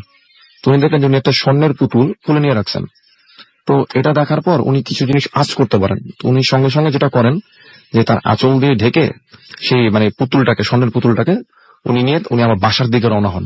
তার মেয়েকে নিয়ে উনি আর হাঁটে না গিয়ে উনি সোজাসুজি বাসায় রওনা হন। তো বাসায় আনার পর উনি কাউকে না বলে সেটাকে, তাদের বাসায় একটা সিন্দুক ছিল, অনেক বড় একটা সিন্দুক ছিল, সেটার ভিতরে রেখে দেন। তো উনি রেখে দেওয়ার পর কাউকে কোনো কিছু শেয়ার করেনি। তো রাতের বেলা উনি ঘুমালেন। তো ঘুমিয়ে উনি স্বপ্নে দেখতেছেন যে কেউ একজন তাকে বলতেছে যে তুই যেটা পেয়েছিস সেটার জন্য তোকে 60টা গরু জবাই করে গ্রামবাসীদের খাওয়াতে হবে। তো এটা উনি স্বপ্নে দেখলেন। তো স্বপ্নে দেখার পর উনি কয়েকদিন এই জিনিসটা স্বপ্নে দেখলেন। তো উনি চিন্তা করতেছেন যদি উনি এখন এই 60টা গরু জবাই দিয়ে পুরো গ্রামবাসীকে খাওয়াতে যায় তাহলে সবাই হয়তো বুঝে যাবে যে সে কোনো গুপ্ত ধন এই টাইপের কিছু একটা পেয়েছে। তো উনি চাচ্ছিল না যে গ্রামবাসীরা এটা জানুক যে সে কিছু একটা পেয়েছে। তো তাই উনি করলেন কি, যে উনি প্রতি শুক্রবার 4-5 করে লোক খাওয়াতে লাগলেন। কিন্তু উনি স্বপ্নে যে আজ্ঞা বা যেটা উনি শুনেছেন সেটা কিন্তু উনি ফুলফিল করলেন না। তো এরপরে যেটা হয়, তার সাথে যে প্রবলেম গুলো শুরু হয় সেটা আসলে খুবই উইয়ার্ড ছিল। তার ঠিক প্রায় মাসখানেক পর তার যে মেয়েটা প্রথম দিকে অসুস্থ হয়, যাকে নিয়ে উনি কবিরাজের কাছে যাচ্ছিলেন, সেই মেয়েটার আবার প্রচন্ড জ্বর উঠে রাতের বেলা। তো রাতের বেলা তার মাথায় বেশ পানি টানি ঢালা হয়। তো রাতের বেলা যেহেতু আর কবিরাজের কাছে যাওয়া সম্ভব না, তারা সকাল পর্যন্ত ওয়েট করলো। তো সকালবেলা তারা ঘুম থেকে ওঠার পর যেটা দেখলো যে তার মেয়ের মাথার চুল, সমস্ত চুল মানে জট হয়ে গেছে। একটা চুলে মানে বেসিক্যালি চুলের জট হতে গেলে অনেকটা সময় লাগে এবং শুকনো থাকা অবস্থায় সেটা হয়। তো তারা দেখে বেশ ভয় পেয়ে যায়। এবং যে মেয়ের রাতে এত বেশি জ্বর ছিল, সে দিনের বেলা একা একা, ছোট্ট একটা মেয়ে গাছের উপর উঠে যাচ্ছে একা একাই, এবং সে বাসার মধ্যে লাফালাফি করতেছে, খুব উইয়ার্ড বিহেভ দিচ্ছে সে, এবং এতই ভয়ঙ্কর বিহেভ দিচ্ছিল যে বাসার সবাই ভয় পেয়ে গেছিল তার বিহেভিয়ার দেখে। তো তারা যেটা করলো যে তাকে ঘরে এনে মানে বন্দি করে রাখলো। তো ডে বাই ডে তার সিচুয়েশন, তার বিহেভিয়ার গুলো খুবই প্যারানর্মাল ছিল। তো তারা তাকে যেটা করলো যে শিকল দিয়ে বেঁধে রাখলো একটা রুমের মধ্যে। তো শিকল দিয়ে বেঁধে রাখার পর হুজুর টুজুর ডাকায় কোনো কাজ হয় না প্রথম দিকে। তো ডে বাই ডে দিন যত যাচ্ছে, তার ওই রেহানা আন্টি যে ভাবি ছিল তার হচ্ছে 2 মেয়ে এবং 3 ছেলে। তো প্রথম দিকে তার যে মেয়েটা প্রজেস্ট হয় তাকে একটা রুমে শিকল দিয়ে বেঁধে রাখা হয়। তারপরে রাসেল ভাই যেটা হয় যে তার যে আরেকটা মেয়ে ছিল, সেও ঠিক একই সিমটম তার মতো, তারও চুলের একই অবস্থা, জট হয়ে গেছে, এবং সেও উইয়ার্ড বিহেভ দিচ্ছে। এভাবে ঠিক তার বাকি যে 3 ছেলে ছিল, বলতে গেলে তারা 5 ভাই বোন, তারা সবাই প্রজেস্ট হয়ে যায়। এবং পরে যেটা হয় যে 5 জনকে, 2 ভাই 3 বোন, 5 জনকে একই রুমের মধ্যে শিকল দিয়ে বেঁধে রাখতো তারা। তো এর মাঝখানে প্রায় মাসখানেক সময় পার হয়ে গেছে। তো সবার শেষে যেটা হয়, যে মহিলা রেহানা আন্টির যে ভাবি ছিলেন, যিনি পুতুলটা পায়, উনি নিজেও সবার শেষে উনি নিজেও প্রজেস্ট হয়। তো তারা যেটা করে যে তাদের সবাইকে, 6 জনকে একই রুমের মধ্যে শিকল দিয়ে বেঁধে রাখে, এবং তাদেরকে দেখার জন্য গ্রামের বিভিন্ন মানুষজন আসতো তাদেরকে দেখার জন্য। তারা সবাই রুমের মধ্যে বিভিন্ন ধরনের মানে উইয়ার্ড কাজ করতো। তো যখন তাদেরকে এভাবে রাখা হয়, তো অনেক খোঁজাখুঁজি করার পর তারা একটা ওঝার খবর পায়। তো তারা সেই ওঝাকে বাসায় নিয়ে আসে। তো বাসায় আনার পর সেই ওঝা বাসায় ঢুকতেই বলে দেয় যে কিছু একটা আছে এই বাসার ভিতরে। তো সেই ওঝা রাসেল ভাই, তো ওই মহিলা যিনি হাজবেন্ড ছিল উনি নামাজি ছিলেন, কিন্তু ওনার কিন্তু কোনো প্রবলেম হয় নাই, উনি কোনো প্রজেস্ট কিছুই হন নাই। তো উনি বাসায় ঢুকে বলে দেয় যে এই বাসায় কোনো কিছু একটা আছে। তো উনি সরাসরি ঘরের ভিতরে ঢুকে, তার কিন্তু জানার কথা না যে বাসায় কি হয়েছে, উনি সোজাসুজি বাসায় ঢুকেই সেই সিন্দুক খুলেন, সিন্দুক খুলতে বলেন। সিন্দুক খুলে দেখেন যে সেই সিন্দুকের ভিতরে কিছুই নাই। তারপরে উনি ওনার মতো করে ওনার যে ইগুলো ছিল, অ্যাক্টিভিটিস গুলো ছিল, উনি সেগুলো করেন, তাদেরকে আস্তে আস্তে সুস্থ করে তোলেন। কিন্তু প্রবলেম হয় যেটা, যে সবাই আস্তে আস্তে সুস্থ হয়ে গেল, সবাইকে অনেকগুলো তাবিজ দিয়ে দেয়। যে মহিলাটা ছিলেন, রেহানা আন্টি যিনি ভাবি ছিলেন, উনি সুস্থ হতে অনেক সময় নিয়ে নেন এবং এখনো উনি অসুস্থ। আর সবচেয়ে ইন্টারেস্টিং ব্যাপার হচ্ছে, ওই ঘটনার পর থেকে তাদের বাসায় এখন পর্যন্ত যে গেস্টই যায়, আজ থেকে প্রায় কত মানে 30 বা 35 বছর মতো হবে, যে গেস্টই যায় মানে দিনের বেলা থেকে ঠিক মাগরিব হলে তাদেরকে চলে আসতে হয় সেই বাসা থেকে। তার 2 মেয়ের বিয়ে হয়ে গেছে, তারা চলে গেছে সেই বাসা থেকে, এবং বাসার যত মেম্বার আছে সবার গায়ে অনেকগুলো তাবিজ, প্রত্যেকে তাবিজ ক্যারি করতেছে। কিন্তু প্রবলেম হচ্ছে যে আমাকে ঘটনা শেয়ার করে রেহান আন্টি, উনি এই রোজার ঈদেও ওই বাসায় যায় বেড়াতে। তো ওই মহিলা যিনি, ওনার ভাবি যিনি, উনি মানে কিছুটা পাগলামি করে এখনো, বাট ওনার একটাই কথা হচ্ছে যে আসছো, খেয়ে চলে যাও। উনি কাউকে রাতের বেলা তার বাসায় স্টে করতে দেয় না, এবং কেউ করতেও পারে না তাদের বাসায়। ওকে, থ্যাংক ইউ ভেরি মাচ ঘটনার জন্য দিনার। আমরা দেখতে পাচ্ছি যে আমাদের কাছে বেশ কিছু ফেসবুকে অনেকেই আমাদেরকে মেসেজ পাঠাচ্ছেন। মৃন্ময়ী পূজা আমাদের পাঠিয়েছেন, দেখতে পাচ্ছি। সুইট ইসলাম আমাদের লিখেছেন, এবং তিনি বলছেন যে আচ্ছা কি ভাই, এই টাইপের রেকর্ড রেকর্ড প্লে করা কথা বলছেন। রেকর্ড তিনি বলছেন যে রেকর্ডটা যে ঘটনা, সেই ঘটনাতে প্রচুর ইংরেজি শব্দ। আসলে ব্যাপারটা হচ্ছে যে ঘটনাটা এসছে কিন্তু ইউকে থেকে, রাইট? এবং যেটাতে কমফোর্টেবল তিনি তো সেভাবেই বলবেন। এটা তো মানে এটা এটা এটা একটু বুঝতে হবে আমাদেরকে। এছাড়াও দেখতে পাচ্ছি নওশিন আমাদের লিখেছেন এটা কি রিয়েল পেজ নাকি। হ্যাঁ, ডেফিনেটলি এটা রিয়েল পেজ। বুঝতেই পারছেন যে আমি পড়ছি এই মুহূর্তে, সো এটা রিয়েল পেজ না হয় কোনো উপায় নেই। আচ্ছা, ফার্স্ট টাইম আমাদের শুনছেন আসাদুজ্জামান ফয়সাল, ওয়েলকাম টু ভূত এফএম। আশা করছি এখন থেকে রেগুলার আপনাকে পেয়ে যাব। এছাড়াও দেখতে পাচ্ছি ইমরান এখানে লিখেছেন আমাদেরকে। এছাড়াও দেখতে পাচ্ছি আতিক রহমান তাইফ। এছাড়াও আমাদের এখানে লিখেছেন প্রজাপতি মন, সাব্বির আহমেদ, আতিক। আচ্ছা, এছাড়াও লিঙ্কন, আদিব, রাজু আহমেদ, এছাড়াও জানাতুল নাইম, ইমদাদুল সঞ্জয়, এমডি মানিক খুলনা থেকে। এছাড়াও আমাদের এখানে দেখতে পাচ্ছি নাইমুর রহমান নাইম, পার্থিব খন্দকার, পিকে জীবন যুদ্ধে জহিরুল সহ আরো অনেকে, এমডি ফায়দুল সহ আরো অনেকে আমি দেখতে পেলাম যে এই যে যারা এখানে আমাদের এই মুহূর্তে আমাদের ফেসবুকে মেসেজ পাঠাচ্ছেন, তারা অনেকেই বলছেন যে ঘটনা পাঠাতে চান। ডেফিনেটলি আপনারা ঘটনা পাঠাবেন এবং ঘটনা কিন্তু আপনাদেরকেও পাঠাতে হবে সেই একই জায়গায়, ভূতফম@radiofuturity.fm। সবার জন্য একটা অ্যাড্রেস। এই অ্যাড্রেসে আপনার জানা সবচেয়ে ভয়ঙ্কর ঘটনা পাঠিয়ে দিন আমাদের কাছে। ঘটনা শুরুতে অবশ্যই উল্লেখ করুন ঘটনাটি আপনি স্টুডিওতে এসে শেয়ার করবেন, নাকি আমরা আপনার ঘটনাটা পড়ে শোনাবো। আর যারা ফেসবুকে আমাদের সাথে কানেক্টেড থাকতে চান তাহলে চলে যান www.facebook.com/radio.futi এবং www.facebook.com/bhutfm.russell। আমরা আজকের যে অতিথি তাদের ছবি দিয়েছি অলরেডি আমাদের পেজে, এবং আমাদের সেই জুজু যিনি গল্পটা বলেছিলেন, সেই কৌশিক দাসকে এসেছিলেন, তিনিও ঘটনা বলেছেন, তার একটা ভিডিও কিন্তু আপনি পেয়ে যাবেন আমাদের পেজে। সো অবশ্যই ভিজিট করুন আমাদের পেজটা এবং দেখুন এবং আমাদেরকে জানান আপনার ফিডব্যাক। আমরা চলে যাব আবারও একটা ছোট্ট বিরতির পর আবারও ফিরে আসবো শেষবারের মতো। সেই পর্যন্ত আমাদের সঙ্গেই থাকুন। স্টে টিউনড ফর দ্য ফুর্তি এন্ড ডোন্ট স্টপ দ্য ফুর্তি। Bhoot FM. Tonight comes alive.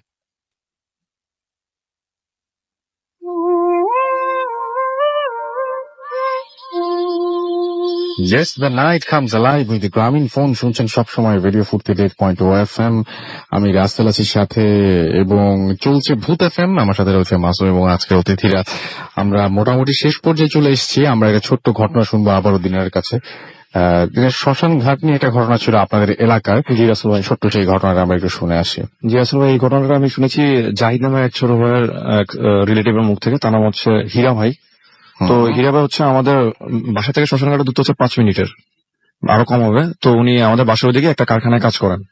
তো উনি কারখানায় প্রায় কারেন্ট চলে গেলে উনি করতেন কি, আমাদের ওই শ্মশানঘাটের ওইখানটা চলে যেতেন। তো ওইখানটায় প্রচুর বাতাস টাতাস থাকতো। শ্মশানঘাটের একটু মানে বর্ণনাটা যদি আমি দেই, তো ওইখানে একটা মন্দির রয়েছে, কালী মন্দির রয়েছে, এবং পাশে হচ্ছিল শ্মশান যেখানে লাশ দাহ করা হয়, এবং তার পাশে হচ্ছে আরেকটা কবরস্থান, হিন্দুদের একটা কবরস্থান। তো উনি সেখানে প্রায় ওখানে গিয়ে বসে থাকতেন। তো উনি নিজেও খেয়াল করতেন না যে উনি কিভাবে চলে যান সেখানে। তার জানি কেমন মন টানতো সেখানটায়, তো উনি চলে যেতেন। তো সেখানটায় লাশ দাহ করার জন্য যে আপনার কাঠগুলো থাকতো, সেগুলো একটা রুমের মধ্যে রাখা হতো, যে রুমটা এখন আর নেই, 7-8 বছর আগে একটি ঘটনা। তো সেই রুমটা সবসময় তালা দেওয়া থাকতো। কোনো লাশ আসলে সেই রুমটা খুলে সেখান থেকে আপনার ওই কাঠের যে লাকড়িগুলো ছিল সেগুলো বের করা হতো লাশ পুরানোর জন্য। তো উনি একদিন সেই মন্দিরের সামনে বসে আছেন ভর দুপুরবেলা। তো উনি দেখতেছেন কি, যে ওই যে রুমটা, ওইখান থেকে একটা লোক তাকে ডাকতেছে, ডেকে বলতেছে যে ভাই একটু এখানে আসেন, একটা মহিলার লাশ আছে, সেটা গোসল করাতে হবে।